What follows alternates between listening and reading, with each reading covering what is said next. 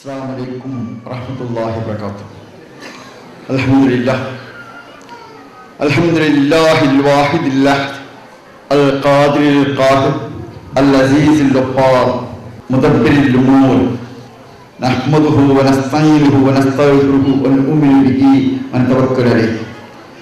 اللهم صل على سيدنا محمد وعلى آله وصحبه أجمعين.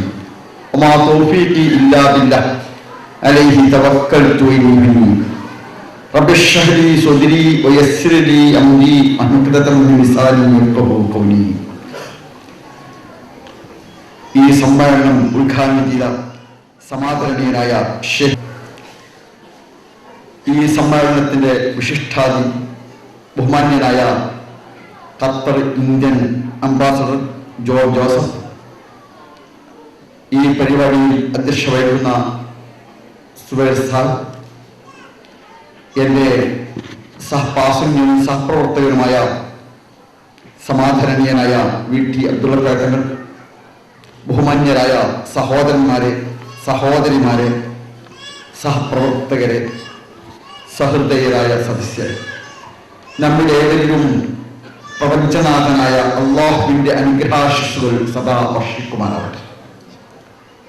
സുന്ദരമായ ഈ സയാഹനത്തിന് നമ്മുടെ ഒത്തുകൂടൽ ഫലപ്രദവും പ്രയോജനകരവും പരലോകത്ത് പ്രതിഫലാർഹമായി തീരുവാൻ പടച്ചതമ്പുരാൻ തുണയ്ക്കുമാറാവട്ടെ. ഈ പരിപാടിയിൽ സന്നിഹിതരായ നിങ്ങളെ ഏവരെയും ഒരിക്കൽ കൂടി കണ്ടുമുട്ടുവാനും അഭിമുഖീകരിക്കുവാനും അവസരം ലഭിച്ചതിൽ അനൽപമായ ആഹ്ലാദമുണ്ട്. അതനുഗ്രഹിച്ച പ്രപഞ്ചനാഥൻ ഒരിക്കൽ കൂടി വാഴ്ത്തുന്നതോടൊപ്പം അവസരമൊരുക്കിയ സംഘാടകരോടുള്ള കടപ്പാടുകൾ വിനയപൂർവ്വം രേഖപ്പെടുത്തുന്നു.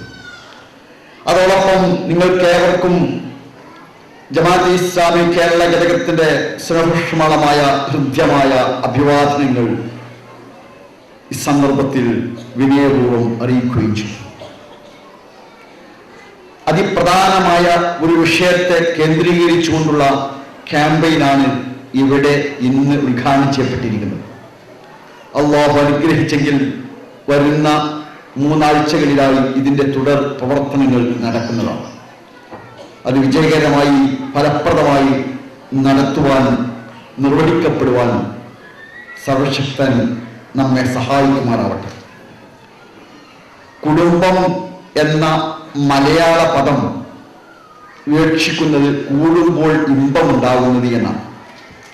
ഈ ക്യാമ്പയിൻ്റെ ഉദ്ദേശ്യവും കുടുംബം എന്ന പദം പ്രതിദാനം ചെയ്യുന്ന ആശയത്തെ പ്രയോഗവൽക്കരിക്കുക, സാക്ഷാത്കരിക്കുക എന്നതാണ്. കുടുംബം ഒരു ദൈവിക സ്ഥാപനമാണ്. വിശുദ്ധ ഖുർആനിൽ പ്രപഞ്ചനാഥനായ അള്ളാഹുവിനെ പരിചയപ്പെടുത്തുവാൻ ഏറ്റവും കൂടുതൽ ഉപയോഗിച്ച പദം റഹ്മാൻ റഹീം എന്നതാണ്. ഗർഭപാത്രത്തിന് അറബി ഭാഷയിൽ പറയുക ഖുർആൻ ഉപയോഗിച്ച പദവും റഹ്മി എന്നാണ്. കുടുംബ ബന്ധത്തിന് ഉപയോഗിച്ച പദവും അതുതന്നെയാണ്. അതിനാൽ അള്ളാഹു പറഞ്ഞതായി പ്രവാചകൻ അറിയിച്ചിരിക്കുന്നു, ഞാൻ പരമകാരുണികനാണ്, ഞാൻ ഗർഭപാത്രം സൃഷ്ടിച്ചു, എന്നിട്ട് എൻ്റെ നാമങ്ങളിൽ ഒന്ന് ഞാൻ ഗർഭപാത്രത്തിന് നൽകി, അതുതന്നെ ഞാൻ കുടുംബത്തിനും നൽകി. അതിനാൽ ആർ കുടുംബ ബന്ധം ചേർത്തുവോ അവനുമായി ഞാൻ ബന്ധം സ്ഥാപിക്കും, ആര് കുടുംബ ബന്ധത്തെ മുറിച്ചു കളയുന്നുവോ അവനുമായുള്ള ബന്ധം ഞാൻ വിച്ഛേദിക്കുകയും ചെയ്യും എന്ന് പ്രവാചകൻ പറയുകയുണ്ട്. അതുകൊണ്ട് തന്നെ കുടുംബം കാരുണ്യത്തിൽ, റഹ്മത്തിൽ അധിഷ്ഠിതമായിരിക്കണം എന്നാണ് ഇത് നമ്മെ പഠിപ്പിക്കുന്നത്. എല്ലാ പ്രവാചകന്മാരും കുടുംബ നായകന്മാരും കുടുംബവുമായി ബന്ധപ്പെട്ടവരുമായി. ആദ്യത്തെ മനുഷ്യൻ തന്നെ ഒരു കുടുംബ നാഥനായിരുന്നു, ഒരു ഭർത്താവായിരുന്നു, ഒരു പിതാവായിരുന്നു. ഈ ഭൂമിയിൽ ജീവിച്ച ആദ്യത്തെ സ്ത്രീ ഒരു മാതാവായിരുന്നു, ഒരു കുടുംബ നായികയായിരുന്നു എന്നും വേദഗ്രന്ഥങ്ങൾ പഠിപ്പിക്കുന്നു. വസ്തുതയും അതുതന്നെയാണ്. നല്ല കുടുംബത്തിന് വേണ്ടി സച്ചരിതരായ മുഴുവൻ മനുഷ്യരും ചരിത്രത്തിൽ പ്രാർത്ഥിച്ചുകൊണ്ട് ശ്രമിച്ചു വന്നിട്ടുണ്ട്. അതിനാൽ നമ്മുടെയും ചുമതല അതുതന്നെയാണ്. സമൂഹത്തിന്റെ ഏറ്റവും ചെറിയ ഘടകമാണല്ലോ കുടുംബം. ആ കുടുംബം രൂപപ്പെടുന്നത് വ്യക്തികളിലൂടെയാണ്. അതിനാൽ വ്യക്തി സംസ്കൃതമായാൽ മാത്രമേ കുടുംബം ഭദ്രമാവുകയുള്ളൂ. കുടുംബം ഭദ്രമായാലേ സമൂഹം ആരോഗ്യകരമാവുകയുള്ളൂ. സമൂഹം ആരോഗ്യകരമായാലേ രാഷ്ട്രം ക്ഷമപൂർണ്ണമാവുകയുള്ളൂ. രാഷ്ട്രങ്ങൾ ക്ഷമപൂർണ്ണമായാൽ മാത്രമേ ലോകം പ്രശാന്തമാവുകയുള്ളൂ.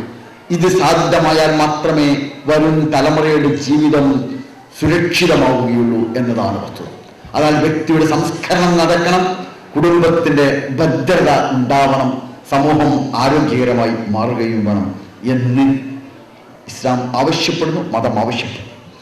ഇവിടെയും അതാണ് നമുക്ക് നിർവഹിക്കുവാനുള്ളത്. കുടുംബത്തിന്റെ ഏറ്റവും അടിസ്ഥാന ഘടകം ദമ്പതികളാണ്. ദാമ്പത്യം ഉണ്ടാവുന്നത് വിവാഹത്തിലൂടെയാണ്. നമുക്ക് തെരഞ്ഞെടുക്കുവാൻ സാധ്യതയുള്ള ഒരേ ഒരു കാര്യം കുടുംബത്തിലെ ഇണകളാക്കാം. നമുക്ക് നമ്മുടെ മാതാവ് ആരായിരിക്കണമെന്ന് തിരഞ്ഞെടുക്കാൻ സ്വാതന്ത്ര്യം കിട്ടിയിട്ടില്ല. നമ്മുടെ പിതാവ്, സഹോദരന്മാർ, സഹോദരിമാർ, അമ്മാവന്മാർ, എളാപ്പമാർ, ഇങ്ങനെ നമ്മുടെ കുടുംബ ബന്ധുക്കളെ ഒന്നും തിരഞ്ഞെടുക്കാനുള്ള സാധ്യതയോ സ്വാതന്ത്ര്യമോ ലോകത്ത് ആർക്കും ലഭിച്ചിട്ടില്ല. പക്ഷെ തിരഞ്ഞെടുക്കാൻ സ്വാതന്ത്ര്യം ലഭിച്ച ഒന്നുമുണ്ട്, അത് നമ്മുടെ ജീവിത പങ്കാളികളെയാണ്, ഇണകളെയാണ്. ജീവിതാന്ത്യം വരെ ഇണയായി, തുണയായി, സഖിയായി, സഹധർമ്മിണിയായി കഴിയേണ്ട ജീവിത പങ്കാളിയെ തെരഞ്ഞെടുക്കാനുള്ള സ്വാതന്ത്ര്യം ലോകത്ത് ലഭിച്ചിരിക്കുന്നു. ഏറ്റവും അടുത്ത് ഇടപഴകുവാനുള്ള വ്യക്തിയെ തെരഞ്ഞെടുക്കാനുള്ള സ്വാതന്ത്ര്യവും ലഭിച്ചിരിക്കുന്നു. പക്ഷേ ആരെങ്കിലും ഗൗരവപൂർവമായി ഈ സ്വാതന്ത്ര്യത്തെ ഉപയോഗപ്പെടുത്താറുണ്ടോ, പരിഗണിക്കാറുണ്ടോ? ഇതാണ് ഒന്നാമതായി പരിശോധിക്കപ്പെടേണ്ട പ്രശ്നം. കുടുംബത്തെക്കുറിച്ച് ഏതൊരു ചിന്തയും അതിൽ നിന്നാണ് ഉരുത്തിരിഞ്ഞു വരേണ്ടത് എന്ന് ഞാൻ വിനീതമായി വിശ്വസിക്കുന്നു.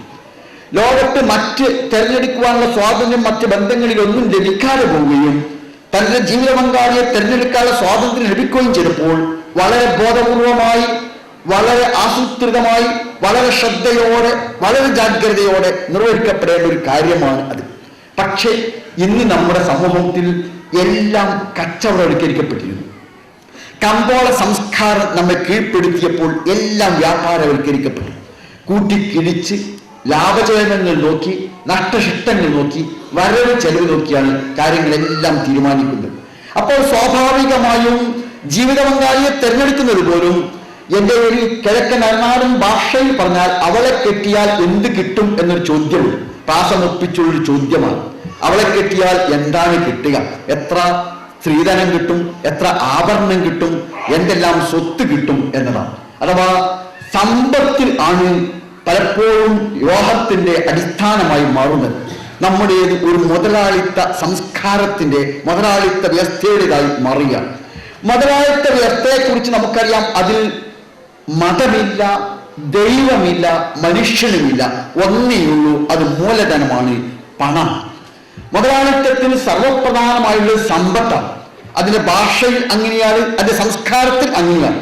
ലക്ഷങ്ങളുടെ ഉടമയെ നാം പറയും ലക്ഷപ്രഭുവിന്, കോടികളുടെ ഉടമയെ നാം പറയും കോടീശ്വരന്. അപ്പൊ കോടികളുടെ ഉടമ ഈശ്വരനായി മാറുക എന്നത് ഒരു മുതലാളിത്ത സംസ്കാരത്തിന്റെ ഭാഷയാണ് എന്ന് നമുക്കറിയാം. നമ്മുടെ സഹധർമ്മിയുമായി നാം സാധാരണഗതിയിൽ പെണ്ണെ എന്ന് വിളിക്കും. നല്ല പ്രേമാധിക്യത്തിന്റെ, സ്നേഹാധിക്യത്തിന്റെ സന്ദർഭത്തിൽ വിളിക്കുക പൊന്നെയല്ല, പെണ്ണിനേക്കാൾ വലുത് പൊന്നായി മാറുന്നു എന്നർത്ഥം. സാധാരണഗതിയിൽ നമ്മുടെ കുട്ടികളെ നാം വിളിക്കുക മോനെ, മോളെയല്ല. പക്ഷെ നല്ല സ്നേഹമുള്ളപ്പോൾ ബാപ്പായുടെ പൊന്നുമോനല്ലേ, ഉമ്മയുടെ പൊന്നുമോളല്ലേ എന്നാണ് പറയുക. അഥവാ സഹധർമ്മിയെക്കാളും സന്താനങ്ങളെക്കാളും ഒക്കെ പലപ്പോഴും വലുതായി മാറുക പൊന്നാണി എന്നതിനെ പ്രതിനിധീകരിക്കുവാൻ നമ്മുടെ ഭാഷ പോലും അങ്ങനെയായി മാറിയിരിക്കുന്നു എന്നതാണ് വസ്തുത. അതൊരു മുതലാളിത്ത സംസ്കാരത്തിന്റെ ജീവിത രീതിയുടെ, വ്യവസ്ഥയുടെ അനിവാര്യതയാണ്. അത് ഇതിൽ മാത്രമല്ല, അത് നിങ്ങൾക്ക് അല്പം കൂടി അങ്ങോട്ട് കടന്നു നിന്നാൽ വളരെ വിചിത്രമായി തോന്നിയേക്കാം. ഏറ്റവും കൊള്ളരുതാത്ത മനുഷ്യൻ നാം വിളിക്കുക ചെറ്റായാണ്. അത് കാരണം എന്താണെന്ന് വെച്ചാൽ ഏറ്റവും പാവപ്പെട്ടവൻ താമസിക്കുന്ന വീടിന് പിറകെ ചെറ്റക്കുടിലാണ്. എന്തുകൊണ്ട് ഏറ്റവും കൊള്ളരുതാത്ത മനുഷ്യൻ നാം കൊട്ടാരം എന്ന് വിളിക്കുന്നില്ല? ഒന്നിനും പറ്റാത്ത മനുഷ്യൻ നാം പറയുക കന്നിയാണ്. എന്തുകൊണ്ട് ഒന്നിനും പറ്റാത്ത മനുഷ്യനെ നാം ചോറി എന്ന് പറയുന്നില്ല? ഇത് വളരെ നമുക്കൊക്കെ അറിയാവുന്ന ഒരു സംഭവമാണ്. നമ്മുടെ സമൂഹത്തിന്റെ മനസ്സിനെ അഗാധമായി സ്വാധീനിക്കുന്ന ഒന്നാണ് മുതലാളിത്ത സംസ്കാരവും വ്യവസ്ഥയും ജീവിത രീതിയും. അത് നമ്മുടെ കുടുംബത്തിലേക്ക് കടന്നു വരുമ്പോഴാണ് വിവാഹത്തിൽ പോലും അടിസ്ഥാനം അതായി മാറുന്നു എന്ന്. അതിനാൽ തന്നെ മതം അതിൽ അതിശക്തിയായി ഇടപെടുന്നു. ദാമ്പത്യത്തെയും വിവാഹത്തെയും മഹത്തരമായ പുണ്യകർമ്മമായാണ് ഇസ്ലാം കാണുന്നത്. മതത്തിന്റെ പാതിയെന്നും 2/3 എന്നും പ്രവാചകൻ അതിനെ വിശേഷിപ്പിച്ചു. മൻ തസവ്വജ ബിംറാത്തി വഖദ് അറഫ നിസ്ഫ ദീനി എന്നും പറഞ്ഞു, സുലുസൈ ദീനി എന്നും പറഞ്ഞു. അഥവാ ദീനിന്റെ മതത്തിന്റെ പാതി എന്നും 2/3 എന്നുമൊക്കെ വിശേഷിപ്പിച്ചു. എന്തുകൊണ്ടാണ്? കാരണം ദാമ്പത്യത്തിലൂടെ, വിവാഹത്തിലൂടെ ദാമ്പത്യം ഉണ്ടാകുന്നു, ദാമ്പത്യത്തിലൂടെ കുടുംബം ഉണ്ടാകുന്നു, കുടുംബത്തിലൂടെ സമൂഹം ഉണ്ടാകുന്നു, സമൂഹത്തിലൂടെ രാഷ്ട്രങ്ങളും ലോകവും ഉണ്ടാകുന്നു. അതെല്ലാം മതപരമായ നിർദ്ദേശങ്ങളിൽ അധിഷ്ഠിതമായാൽ പിന്നെ അവശേഷിക്കുന്നത് ആകെ വ്യക്തി ജീവിതമാണ്. അത് 1/3 പാതിയോ ആണ് എന്നതുകൊണ്ടാണ്. അതിനാൽ അതിമഹത്തരമായ ഒന്നായാണ് ഇതിനെ കാണേണ്ടത് എന്നർത്ഥം. ഇവിടെ സാധാരണഗതിയിൽ അതുകൊണ്ട് തന്നെ മതത്തിന്റെ അടിസ്ഥാനം എന്തായിരിക്കും? ഭൗതിക ലോകത്ത്, ഗണിതശാസ്ത്രത്തിന്റെ ലോകത്ത് ഒന്നും ചേർന്നാൽ 2ആണ്. 1 ലക്ഷവും 1 ലക്ഷവും ചേർന്നാൽ 2 ലക്ഷമാണ്. 100 പവനും 100 പവനും ചേർന്നാൽ 200 പവനാണ്. പക്ഷെ മതം വിഭാവനം ചെയ്യുന്ന ദാമ്പത്യത്തിന്റെ ലോകത്ത് ഒന്നും ചേർന്നാൽ 2 അല്ല.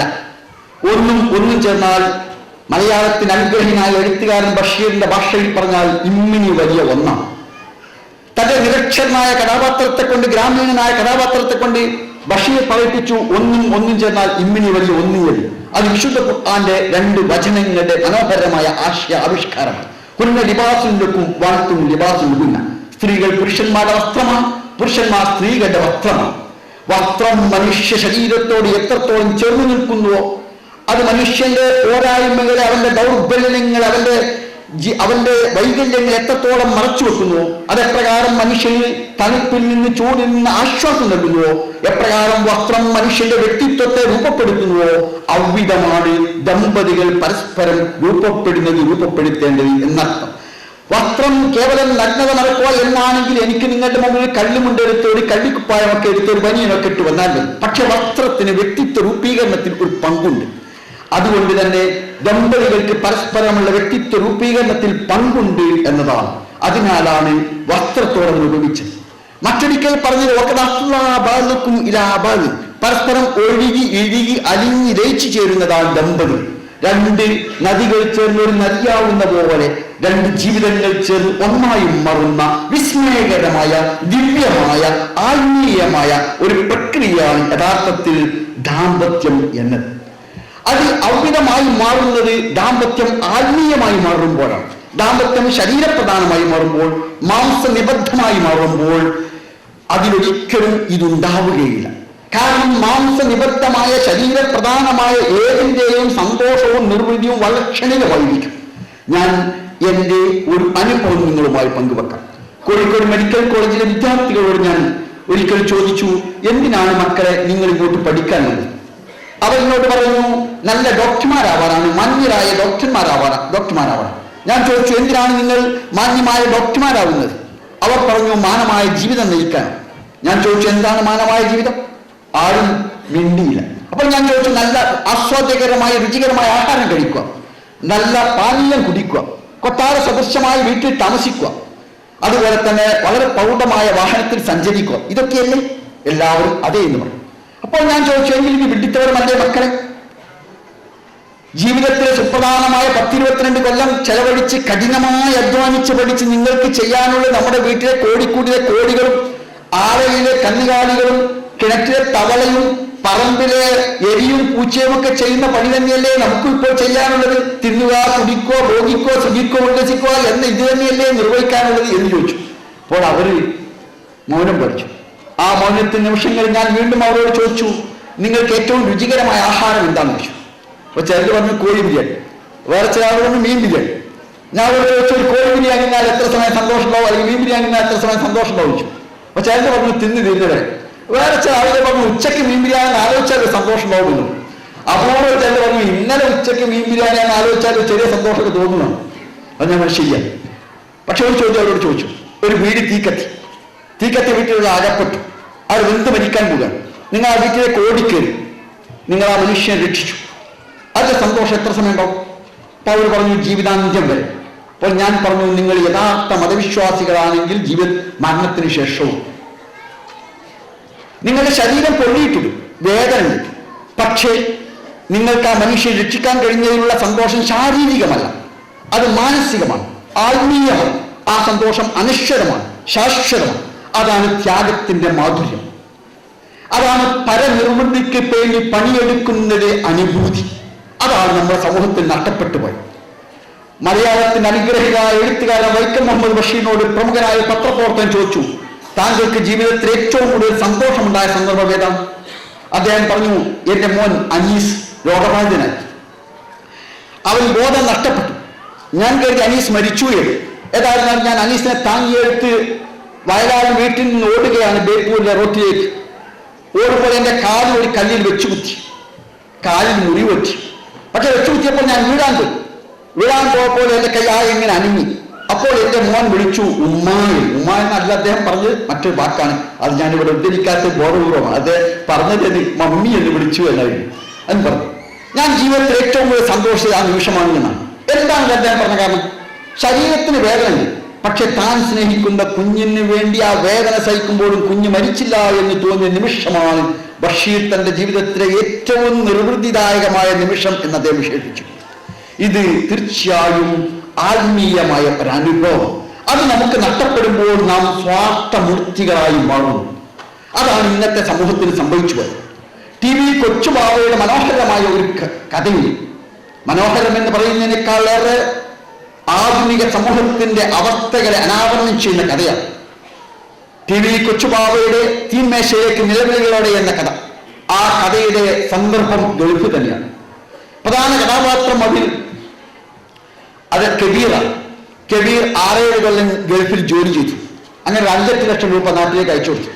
ഒരു ഗൾഫുകാരൻ 6-7 കൊല്ലം ജോലി ചെയ്ത് 8 ലക്ഷം രൂപ നാട്ടിലേക്ക് അയച്ചു കൊടുത്താൽ എന്താ ചെയ്യാ? ഒരു വീടുണ്ടാക്കും.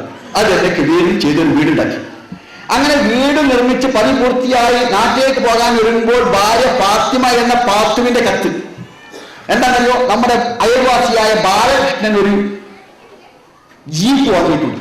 അതുകൊണ്ട് നമുക്കൊരു മാരുതി വേണമെങ്കിലും ഇല്ലെങ്കിൽ മോശമാണ്. ഇത് പറഞ്ഞാൽ വേഗം ഇപ്പോൾ മനസ്സിലാവും. കാരണം നമുക്ക് എന്ത് വേണമെന്ന് തീരുമാനിക്കുന്നത് നമ്മളല്ല, നമ്മുടെ ആവശ്യമല്ല, മറിച്ച് അയൽക്കാരന്റെയും ബന്ധു വീട്ടിലെയും അവസ്ഥയാണ്.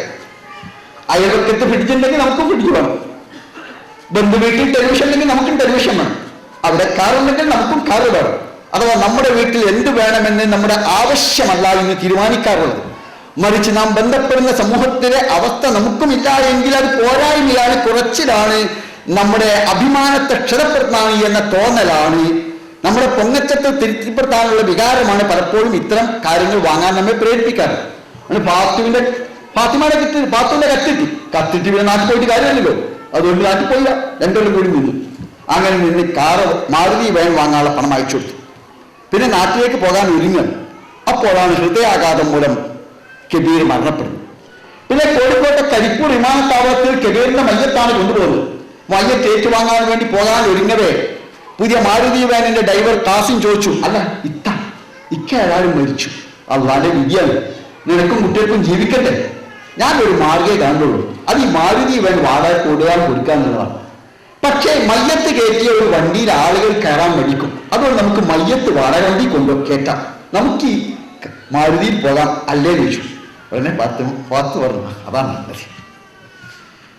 അങ്ങനെ മാരുതിയിൽ പാത്തും കുട്ടികളും ഇരിക്കവേ, കബീറിന്റെ ബാപ്പ ഇരിക്കവേ, വാടക വണ്ടിയിൽ കിടക്കുന്ന മയ്യത്തിന്റെ ആത്മകഥൻ കൊച്ചുബാവ മനോഹരമായ ഭാഷയിൽ കുറിച്ചിട്ടുണ്ട്. എനിക്കെന്റെ പാത്തുവിന്റെയും കുട്ടികളുടെയും ഇടയിൽ കിടക്കാനായിരുന്നു മോഹം. എന്നാലും എന്റെ പാത്തു ബുദ്ധിമതിയാണ്, ജീവിക്കാൻ പഠിച്ചവളാണ്, കാലത്തിനനുസരിച്ച് നീങ്ങാൻ അവൾ കഴിയുമല്ലോ എന്നായിരുന്നു ആത്മകഥ. അങ്ങനെ കല്ലായി പാലത്തുമെത്തുമ്പോ വീണ്ടും ചോദ്യം. എന്താ ചോദ്യം? അല്ല നീയും കുട്ടികളൊക്കെ നമ്മളെ പുതിയ വീട്ടിൽ താമസിക്കേണ്ടത്, ഈ മയ്യത്ത് ആ വീട് കണ്ട് കുടിയിരുന്ന ഉടനെ തന്നെ കയറ്റി ഇറക്കണം, നമുക്ക് തറവാട്ട് കൊണ്ടുപോകല്ലേ നല്ലത് ചോദിച്ചു. അപ്പം കബീറിന്റെ ബാപ്പയുടെ വെട്ട് പറഞ്ഞല്ലോ, നിനക്ക് വണ്ടി വിട്ടാ പോലെ, വേണ്ടാത്ത കാര്യം പറയണം. ഷെയർ വിട്ടെടുത്തില്ല. കാസിം പറഞ്ഞു, അങ്ങനെയല്ല, ഇന്നലും ഞാനൊക്കെ 2 ദിവസം കഴിഞ്ഞാൽ മൂടും തട്ടിപ്പോവും, ഇത്തിയും കുട്ടികളോ അവിടെ താമസിക്കേണ്ടത്, അതുകൊണ്ട് ഇത്താ പറയട്ടെ. അപ്പൊ ഫാത്തിമ പറഞ്ഞു, മയ്യത്ത് എന്തായാലും നല്ല തറവാട്ട് കൊണ്ടുപോകാൻ. ഇത് ഒരു ജീവിത വീക്ഷണത്തെയാണ് പ്രതിനിധീകരിക്കുന്നത്. മുമ്പൊക്കെ പറയാറുണ്ട്, ഞാനും എന്റെ ഭർത്താവും ഒരു തട്ടാനമെന്ന് വളരെ സ്വാർത്ഥികളെ പരിചയപ്പെടുത്തുവാൻ പറഞ്ഞിരുന്നു. പക്ഷെ ഇപ്പോൾ ഭർത്താവും തട്ടാനും വെട്ടിമാറ്റപ്പെട്ട് ഞാൻ കേന്ദ്രീകൃതമായ ഒരു കുടുംബ വീക്ഷണം, ഞാൻ കേന്ദ്രീകൃതമായ ഒരു ജീവിത വീക്ഷണമാണ്. എല്ലാ ഇസവും മരിച്ചിരിക്കുന്നു. സോഷ്യലിസവും സെക്യുലറിസവും നാഷണലിസവും കമ്മ്യൂണിസവും എല്ലാ ഇസവും മരിച്ചു. ഒരു ഇസം ബാക്കിയുണ്ട്. അത് ജ്ഞാനിസമാണ്, അല്ലെങ്കിൽ അവനവനിസമാണ്. അതുകൊണ്ട് എല്ലാവരും സ്വന്തം താല്പര്യത്തെ, അതിന് സ്വന്തം സ്വാർത്ഥമായ ശാരീരികമായ താല്പര്യത്തെ മാത്രം കണ്ടപ്പോൾ നമ്മുടെ കുടുംബവും എന്തായി മാറി? അതും തീർച്ചയായും ശിഥിലമായി മാറി. ബന്ധം വളരെ ലോലവും യാന്ത്രികവും ശരീര കേന്ദ്രീകൃതവുമായി മാറി. യാന്ത്രികമായ നിർവികാരമായ ശരീര കേന്ദ്രീകൃതമായ ഒരു ബന്ധമായി മാറി എന്നതാണ് നമ്മുടെ സമൂഹത്തിലെ ഏറ്റവും വലിയ ദൗർബല്യം. അവിടെയാണ് മതം ഇടപെട്ടുകൊണ്ട് പറയുന്നത്, ഒമിൻ ആയാത്തൻ ഖലഖലകും മിൻ അൻഫുസികും അസ്വാജൻ ലിതസ്കുനു ഇലൈഹാ വജഅല ബൈനകും മവദ്ദതൻ വറഹ്മ. ദാമ്പത്യത്തിന്റെ അടിസ്ഥാനം സ്നേഹവും കാരുണ്യവുമാണ്. സ്നേഹം എന്ന പദം എത്ര സുന്ദരമാണ്! ആരാണ് ഇത് കേൾക്കാൻ കൊതിക്കാത്തവരായുള്ളത്? ആരാണ് കിട്ടാൻ ആഗ്രഹിക്കാത്തവരായുള്ളത്? മറ്റുള്ളവർക്ക് സ്നേഹം കൊടുക്കാൻ പിശുക്ക് കാണിക്കുന്നവരും അന്യം നിന്ന് അത് കിട്ടണമെന്ന് ആഗ്രഹിക്കുന്നു. അങ്ങനെ ആവുമ്പോൾ സ്നേഹമോ നൽകിയാൽ കുറയുമോ? പണം കൊടുത്താൽ തീരും. പക്ഷെ സ്നേഹം കൊടുത്താൽ തീരില്ലെന്ന് മാത്രമല്ല, സ്നേഹം കൊടുത്താൽ ഇങ്ങോട്ട് സ്നേഹം തിരിച്ചു കിട്ടും. അപ്പോൾ വീണ്ടും കൂടുതൽ സ്നേഹം തിരിച്ചു കൊടുക്കും. അപ്പോൾ വീണ്ടും തിരിച്ചു കിട്ടും. സ്നേഹത്തിൽ അധിഷ്ഠിതമാകുന്ന ദാമ്പത്യം ഭദ്രമായിരിക്കും. അവിടെ ഒരു പ്രയാസമേ ഉണ്ടാവുകയില്ല. കാരണം സ്നേഹിക്കപ്പെടുന്നതിന് വേണ്ടി എന്ത് സേവനം നമ്മൾ അർപ്പിക്കും. നല്ല നിസ്സാരമല്ലേ പന്ത് കളി അല്ലെങ്കിൽ ക്രിക്കറ്റ് കളി? പന്ത് കളിയോട് ക്രിക്കറ്റ് കളിയോടെ സ്നേഹമുള്ള ഒരാളെന്ന് ഓർത്തോക്കും. പക്ഷെ അവിടെ ചോദ്യം വരുന്നുണ്ട്. അതിന് ചോദിക്കാം, പന്ത് കളി ഉണ്ടെങ്കിൽ പാതിരാവിലാണ് പന്ത് കളിയെങ്കിൽ നിങ്ങൾ അമേരിക്കയിലോ ബ്രിട്ടനിലോ നടത്തുന്ന പന്ത് കളി, അത് പാതിരാവിലെ അവിടെ നിന്ന് കാണുന്നത്. കാണാൻ ഉറക്കമഴിച്ച് മണിക്കൂറുകളോളം ഉറക്കമഴിച്ച് ടെലിവിഷൻ മുമ്പിൽ നിന്ന് കളി ഇങ്ങനെ കാണും. ഞാൻ നേരമെടുത്താൽ പറയോ കളി കണ്ടിട്ട് ക്ഷീണിച്ചു, അത് കുടുങ്ങി, ഈ കളി കൊണ്ട് വേണ്ടിയില്ലേ എന്ന് പറയോ? ഇല്ല, അത് സന്തോഷമേ ഉണ്ടാവുകയുള്ളൂ. കളിയോട് സ്നേഹമുള്ള താല്പര്യമുള്ള ഒരാൾ അത് കാണുമ്പോൾ അതിൽ സന്തോഷിക്കുകയാണ് സാധാരണ രീതി ചെയ്യാൻ, ആഹ്ലാദിക്കുകയാണ് ചെയ്യാൻ നടത്തും. അപ്പോൾ അതിനൊരു താല്പര്യമുണ്ട്. ബാപ്പ, രോഗിയായ ബാപ്പാന്റെ അടുത്ത്, പിതാവിന്റെ അടുത്ത് പന്ത് കളി കാണാനിരിക്കുന്ന അത്ര സന്തോഷത്തോടു കൂടി ഇരിക്കാറുണ്ടോ എന്ന കാര്യം നമ്മൾ സ്വന്തത്തോട് ചോദിക്കേണ്ട ചോദ്യമാണ്. സ്വന്തം ബാപ്പാനോടാണോ കൂടുതൽ സ്നേഹം, പന്ത് കളിയോടാണോ സ്നേഹം, ക്രിക്കറ്റിനോടാണോ സ്നേഹം, മാനോടാണോ സ്നേഹം എന്ന ചോദ്യം നാം ഓരോരുത്തരും സ്വയം ചോദിക്കേണ്ട ഒരു ചോദ്യമാണ്. മണിക്കൂറുകളോളം ക്രിക്കറ്റ് കാണുവാൻ ടെലിവിഷന്റെ മുമ്പിൽ സന്തോഷത്തോടെ, താല്പര്യത്തോടെ, ആഹ്ലാദത്തോടെ ദിവസങ്ങളോളം ഇരിക്കുന്ന ആളുകൾ ആശുപത്രിയിൽ കിടക്കുന്ന ബാപ്പയുടെ അടുത്ത് ഇതേ സന്തോഷത്തോടെ, ആഹ്ലാദത്തോടെ, നിർവൃതിയോടെ, അനുഭൂതിയോടുകൂടി ഇരിക്കുമോ, ചികിത്സിക്കുമോ എന്ന ചോദ്യം നാം നമ്മോട് ഉന്നയിക്കേണ്ട മർമ്മപ്രധാനമായ ഒരു ചോദ്യമാണ്. എന്തിനോടാണ് നമുക്ക് കൂടുതൽ സ്നേഹം എന്നത്? ബാപ്പാനോടോ, പന്ത് കളിയോടോ, ഉമ്മയോടോ, ക്രിക്കറ്റിനോടോ എന്ന ചോദ്യം ഇത് പ്രസക്തമാണ്. ഞാൻ സാന്ദർഭികമായി നമ്മുടെ ബോധ മനസ്സിനുള്ള മുമ്പിൽ വളരെ വിനയപൂർവ്വം സമർപ്പിക്കുകയാണ് ഈ ചോദ്യം. ഏതായിരുന്നാലും ഒറ്റക്കാര്യം പറയട്ടെ, സ്നേഹിക്കപ്പെടുന്നതിന് വേണ്ടി എന്തും സമർപ്പിക്കുക മനുഷ്യന്റെ പ്രകൃതമാണ്. അതിനാലാണോ കുട്ടിയോട് ഉമ്മക്ക് സ്നേഹമുണ്ടെങ്കിൽ കുട്ടി കിണറ്റിൽ വീണാൽ നീന്തമറിയുമോ എന്നും ആലോചിക്കുകയില്ല, കിണറ്റിലേക്ക് എടുത്തു ചാടും. കുട്ടി കിടന്നുറങ്ങുന്ന തൊട്ടിലിൽ വിഷപ്പാവ് പണമുയർത്തിയിരിക്കുമ്പോൾ അതെന്നെ കടിക്കുമോ എന്നൊരു ഉമ്മ ആലോചിക്കുകയില്ല. ഉമ്മ അവിടെ ഓടിച്ചെന്ന് കുട്ടിയെ കോരിയെടുക്കും. അത് സ്നേഹിക്കപ്പെടുന്നതിന് വേണ്ടി എല്ലാം സമർപ്പിക്കുക എന്ന മനുഷ്യ പ്രകൃതിയാണ്. പ്രേമവാചനത്തെ പ്രാപിക്കാൻ വേണ്ടി കിലോമീറ്ററുകളോളം നടന്നു പോകുന്ന കാമുകൻ ഒരിക്കലും തന്റെ പ്രയാസങ്ങളെ കുറിച്ച് പരാതി പറയുകയില്ല. മറിച്ച് ആ ഓരോ പ്രയാസവും അയാൾക്ക് അനുഭൂതിയാണ്, നിർവൃതിയാണ് നൽകുക. അതുകൊണ്ടാണ് സ്നേഹം ദാമ്പത്യത്തിന് അടിസ്ഥാനമാകണം എന്ന് ഇസ്ലാം പറയാനുള്ള കാരണം. രണ്ടാമത്തേത് കാരുണ്യമാണ്. സാമൂഹ്യ ബന്ധങ്ങളെ കൂട്ടിയിണക്കുന്ന കരുത്തുറ്റ കണ്ണിയാണ് കാരുണ്യമെന്നത്. അത് അറ്റുപോകുമ്പോൾ ആണ് തീർച്ചയായും ബന്ധങ്ങൾ ശിഥിലമായി മാറുക. പക്ഷെ നമ്മുടെ സമൂഹത്തിൽ എന്ത് സംഭവിച്ചു എന്ന് ചോദിച്ചാൽ, നേരത്തെ സൂചിപ്പിച്ച പോലെ ബോധാസക്തി നമ്മുടെ സമൂഹത്തിലേക്ക് കടന്നു വന്നു. പുതിയ മുതലാളിത്ത സംസ്കാരം നമ്മെ ബോധാസക്തിക്ക് അടിപ്പെട്ടു, ബോധകൃഷ്ണക്ക് അടിപ്പെട്ടു. ബോധാസക്തമായ മനസ്സുകളിൽ കാരുണ്യം ഉണ്ടാവുകയില്ല. അവിടെ കാരുണ്യത്തിന്റെ അവസാനത്തെ കണികയും അറ്റുപോയി കനിവിന്റെ കിനിവ് വറ്റി വരണ്ട് മരുഭൂമി സമാനമായ മനസ്സുകളാണ് ഉണ്ടാവുക. ആനന്ദിന്റെ വിഖ്യാതമായ ഒരു കൃതിയുണ്ട്, മരുഭൂമി ഉണ്ടാവുന്നത്. ആ കൃതി എങ്ങനെയാണ് മനുഷ്യ മനസ്സുകൾ മരുഭൂമിയായി മാറുന്നത് എന്നതിന്റെ അതിമനോഹരമായ ആവിഷ്കാരം. യഥാർത്ഥത്തിൽ മനുഷ്യ മനസ്സുകൾ ഇവിടെ മരുഭൂമിയായി മാറുന്നു എന്നതാണ് പ്രശ്നം. നേരത്തെ സൂചിപ്പിച്ച പോലെ ബോധാസക്തിയാണ്, അനിയന്ത്രിതമായ ബോധതൃഷ്ണയാണ് അതിന് കാരണം. ആ ബോധതൃഷ്ണയാണ് നമ്മുടെ പുതിയ സംസ്കാരം ഉത്തേജിപ്പിക്കുന്നത്. അതുകൊണ്ട് പേര് തന്നെ എന്താണ്? അടിപൊളി ജീവിതം, തള്ളിപ്പൊളി ജീവിതം, അല്ലെ? അടിപൊളി ജീവിതം എന്നാ പറയാ. ചെത്തിനടക്കാം. ചെറുത്താൻ നമ്മളായിട്ട് പറയും കല്ലെത്തില്ല, അടിക്കാൻ തല്ലുന്ന പറയും. ഇത് രണ്ടും ദോഷത്തെ പ്രതിനിധീകരിക്കുന്ന പദമാണ്. പക്ഷെ അതൊരു തലമുറയുടെ ജീവിത രീതിയെ പ്രതിദാനം ചെയ്യുന്ന പദമായി മാറുമ്പോൾ എവിടെയാണ് നമ്മൾ എത്തി നിൽക്കുന്നത് എന്ന് ഇനി പറയേണ്ടതില്ലല്ലോ. അങ്ങനെയാണ് സംഭവിച്ചു പോയിട്ടുള്ളത് എന്നതാണ് പ്രശ്നം. അപ്പോൾ സ്നേഹവും കാരുണ്യവുമായിരിക്കണം ദാമ്പത്യത്തിന്റെ അടിസ്ഥാനം. അതില്ലാതെ പോകുമ്പോഴാണ് യഥാർത്ഥത്തിൽ എന്ത് സംഭവിക്കുന്നത്? നമ്മുടെ കുടുംബങ്ങൾ ശിഥിലമായി മാറുന്നത്. അത് സാധ്യമാകണമെങ്കിൽ ത്യാഗത്തിന്റെ ഒരു മാധുര്യം, ഒരു സൗന്ദര്യം, ഒരു അനുഭൂതി ഉൾക്കൊള്ളുവാൻ നമുക്ക് കഴിയേണ്ടതുണ്ട്. ഇത് പലപ്പോഴും സംഭവിക്കുന്നില്ല എന്നതാണ് പ്രശ്നം. അതിനാവശ്യമായ ചില നിർദ്ദേശങ്ങളാണ് മതം നൽകുന്നത്. ആരായിരിക്കണം കുടുംബത്തിന് നേതാവ്? സംശയമില്ല, കുടുംബം എന്നൊരു സ്ഥാപനമാണെങ്കിൽ സ്ഥാപനത്തിനൊരു അധ്യക്ഷമായ ഒരു നേതാവ്, അത് പുരുഷൻ എന്ന് ഇസ്ലാം കണ്ടിരിക്കുന്നു. പക്ഷെ ഒരിക്കലും ഭർത്താവല്ല. ഇസ്ലാമിക സംസ്കൃതിയിൽ അതിന്റെ പദപ്രപഞ്ചത്തിൽ കുടുംബനാഥന് അഥവാ ദമ്പതികളെ പുരുഷന് ഭർത്താവ് എന്ന പേരില്ല. ഭർത്താവ് എന്നാൽ ഭരിക്കുന്നവനെന്നാണ്, ഭാര്യ എന്നാൽ ഭരിക്കപ്പെടുന്നവരെന്നാണ്. പക്ഷെ ഇസ്ലാമിക സങ്കല്പത്തിൽ, ഇസ്ലാമിക കാഴ്ചപ്പാടിൽ ഇണകളാണല്ലോ സോജും സോജത്തുമാണ്. ഇണ എന്ന പദം പോലും പരസ്പരമുള്ള ഇണക്കത്തെയാണ് പ്രതിനിധീകരിക്കുന്നത്. അതുകൊണ്ടാണ് സോജ് സോജത്തി എന്ന പദം ഇസ്ലാമിക സംസ്കാരം ഉപയോഗിക്കാനുള്ള കാരണം എന്നർത്ഥം. അത് എവിധം ആ പദം ഒരു സംസ്കാരത്തെ പ്രതിനിധീകരിക്കുന്നു, അവിധം ആ ജീവിതവുമായി തീരണം എന്ന് ഇസ്ലാം ആവശ്യപ്പെടുകയാണ് ചെയ്യുന്നത്. അതായിരിക്കണം ദമ്പതികൾക്കിടയിൽ ഉണ്ടാകണം. അതാണ് ഒരു ഏകാധിപതിയല്ല, ഒരു സ്വേച്ഛാധിപതിയല്ല, ഒരു ഭരണാധികാരിയല്ല. മറിച്ച് തന്റെ ജീവിത പങ്കാളിയുമായി കാര്യങ്ങൾ കൂടിയാലോചിച്ച് കാര്യങ്ങൾ നടത്തിക്കൊണ്ടുപോകുന്ന മേൽനോട്ടക്കാരനായ, നായകനായ, സംരക്ഷകനായ ഒരു ഇണയാണ് അത് പുരുഷൻ എന്നത്. പക്ഷെ ചിലപ്പോൾ ഈ ചില സ്ത്രീകൾക്ക് തോന്നും, ഞാൻ എന്തിനാ കുറെ കാലമായല്ലോ അയാൾ നിൽക്കണം, ഇനി ഞാൻ കുറച്ചാൾ ഞാൻ നിൽച്ചൂടെ. ഇങ്ങോട്ടേക്ക് നമ്മുടെ ഓരോന്നിനും അതിന്റെ ധർമ്മമുണ്ട്. നമ്മുടെ കാല് തോന്നി കുറെ കാലമായാലും ഞാൻ ഈ ശരീരത്തിൽ തലയൊക്കെ പേരെടുക്കുന്നു, ഞാൻ കുറച്ചാൾ മേലെ നടക്കട്ടെ എന്ന് വിചാരിച്ച് തലകൊണ്ട് നടക്കട്ടെ വിചാരിച്ചോ. തലകൊണ്ട് നടക്കാൻ തീരുമാനിച്ചാൽ കാലിൽ വിചാരിക്കുന്നു ഞാൻ നടക്കില്ല, ഞാൻ മേലെക്കട്ടെ, തല നിൽക്കട്ടെ എന്ന് തീരുമാനിച്ചോ. അതിനർത്ഥം കാലിനൊരു പ്രത്യേക സുഖം കിട്ടൂല, തലക്ക് ഗുണം കിട്ടൂല, രണ്ടിനും ഗുണം കിട്ടൂല. അതുകൊണ്ട് അങ്ങനെയല്ല വേണ്ടത്. കാലിന്റെ ധർമ്മം നടക്കൽ തന്നെയാണ്, തലയുടെ ധർമ്മം ഉയർത്തിപ്പിടിക്കൽ തന്നെയാണ്. അതായത് ഓരോന്നിൻ്റെയും അവരുടേതായ ധർമ്മ നിർവഹണം ഭംഗിയായി നിർവഹിക്കുമ്പോഴേ ഭദ്രതയോടുകൂടി കാര്യങ്ങൾ സംഭവിക്കുള്ളൂ എന്നാണ്. പക്ഷെ അതുകൊണ്ട് തന്നെയാണ് കൂടുതൽ ഉത്തരവാദിത്വവും ബാധ്യതയും പുരുഷൻ നൽകാനുള്ള കാരണം. എന്താ പറഞ്ഞത്? പുരുഷനോട് പറഞ്ഞു, ഹിയാറുക്കും അഭിനയിക്കും, നിങ്ങൾ ഏറ്റവും നല്ലവരാരാ? സമൂഹത്തിൽ വളരെ മാന്യന്മാരായി കൊള്ളാവുന്നവരായി നടക്കുന്നവരാണോ? അല്ല, സ്വന്തം കുടുംബത്തോട് ഏറ്റവും നന്നായി പെരുമാറുന്നവർ. ദാമ്പത്യം മനോഹരമായ ഒരു കലയാണ്. നിങ്ങൾ വീട്ടിൽ ചെന്നു അകമുള്ള ചപ്പു ചവറ, ഒന്നൊക്കെ രണ്ട് നിലപാട് സ്വീകരിക്കാം. ഒന്ന്, എന്താ ഈ കിടക്കിന് കണ്ടിലെ ചേലും ഗോലൊക്കെ, അല്ലെങ്കിൽ നിനക്കെന്താ പണി? ഞാൻ കൊണ്ടുവന്ന് തിന്ന് നിൽക്കാൻ നല്ല വല്ല പണിയുണ്ടോ? അതിന് എങ്ങനെ നന്നാവും? അതിന്റെ കള്ള നന്നാതെ പിന്നെ നന്നാവുള്ളൂ. ഏതെങ്കിലും പെണ്ണങ്ങനെ പറഞ്ഞാൽ നന്നാവോ? നന്നാവില്ല. മറ്റൊരു നിലപാട് സ്വീകരിച്ചു നോക്കൂ. മെല്ലെ പോയിട്ട് ഒരു ചൂലെടുത്തിട്ട് ഇങ്ങനെ അടിക്കാൻ തുടങ്ങിയാൽ ഉടനെ ഓടി വരും. ഓടി വന്നിട്ട് ചൂല് വാങ്ങും. പിറ്റേന്ന് ചെല്ലുമ്പോഴേക്കും വീട് നല്ല വൃത്തിയായി കിടക്കും.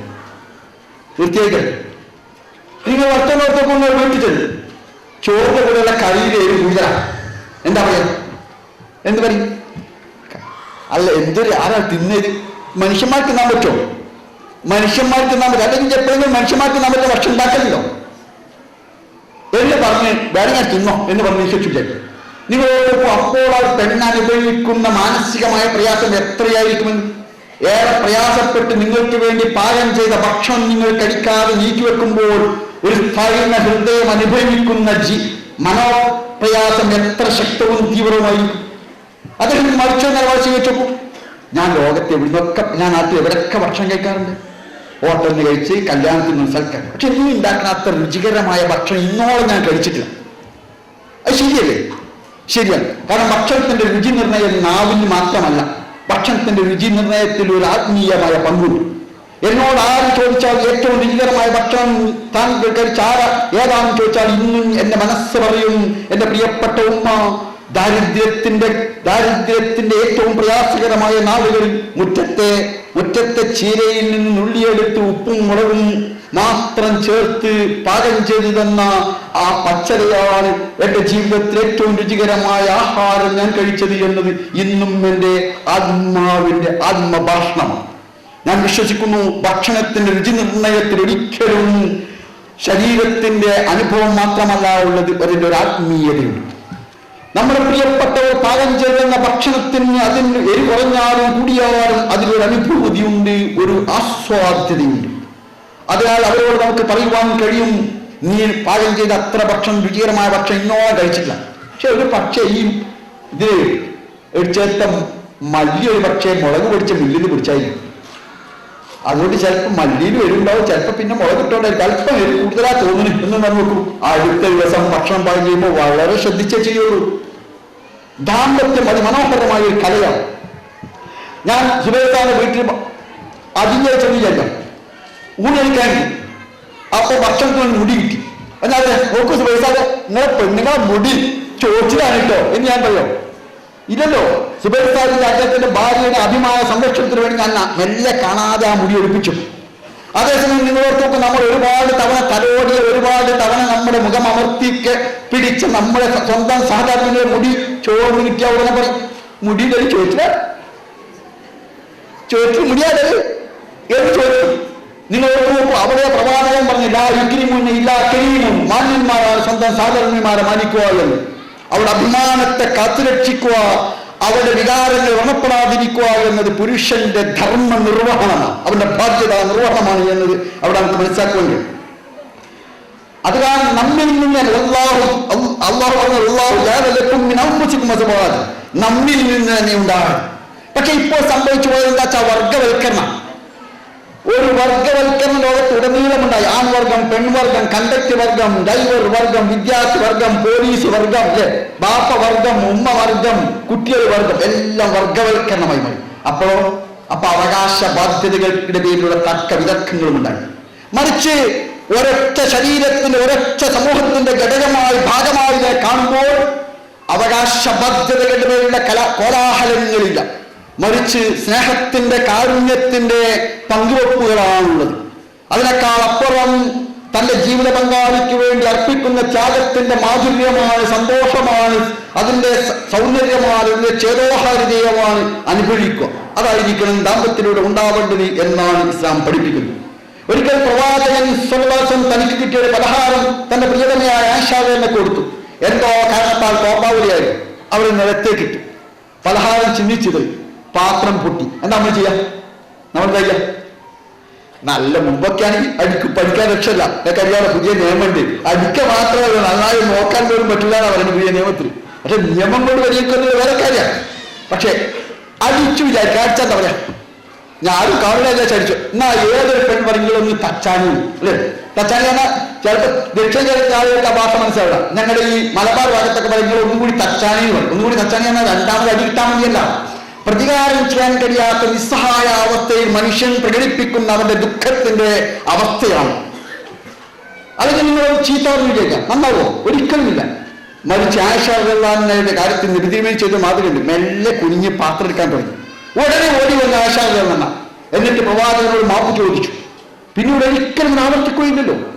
അതാണ് യഥാർത്ഥത്തിൽ തന്നെ കുടുംബത്തിന്റെ സംസ്കരണത്തിൽ ചെയ്യേണ്ട കാര്യം എന്നർത്ഥം.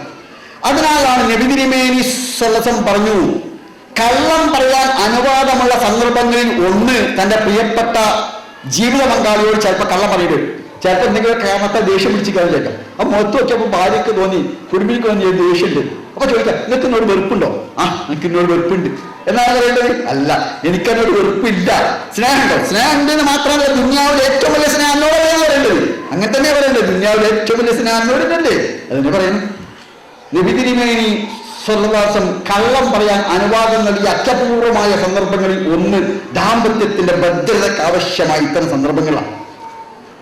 പ്രവാചകനും സഹധർമ്മിണിയും ഓട്ടപ്പന്തയം നടത്തിയില്ലേ? ഒരിക്കൽ പ്രവാചകൻ തോറ്റു, മറ്റൊരിക്കൽ ആയിഷയും തോറ്റു. ജയവും തോൽവിയൊക്കെ ഉള്ള തന്നെ സംഭവിച്ചു. അതുകൊണ്ട് ദാമ്പത്യം എന്നത് വളരെ വളരെ യാന്ത്രികമാവുന്ന, തീർത്തും ഗൗരവപൂർവമായ ഒന്നിനപ്പുറം അത് സന്തോഷകരമായി മാറേണ്ടിയിരുന്നു. അത് ആവശ്യമായ ഒരുപാട് നിർദ്ദേശം നൽകിയിരിക്കുന്നു. എന്താ നിർദ്ദേശം നൽകിയത്?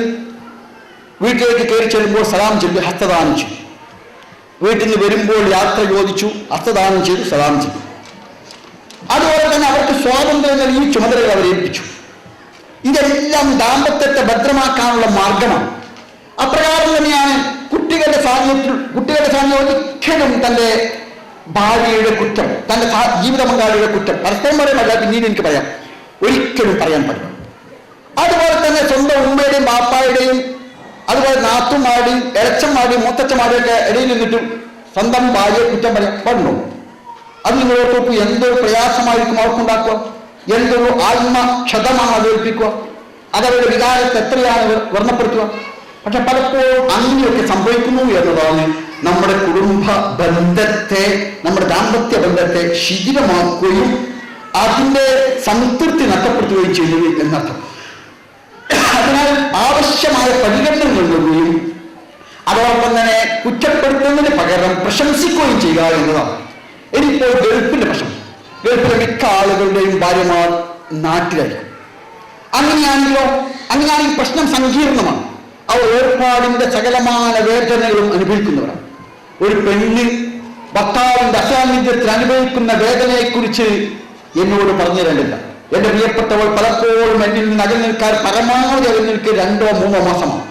പക്ഷേ അതിൻ്റെ തീക്ഷണം, അതിൻ്റെ പ്രയാസം ടെലഫോണിലൂടെ ആണെങ്കിൽ അങ്ങനെ, കത്തുകളിലൂടെ ആയിരുന്നപ്പോൾ അങ്ങനെയും ഞാൻ അനുഭവിച്ച 2-3 മാസം പരമാവധി.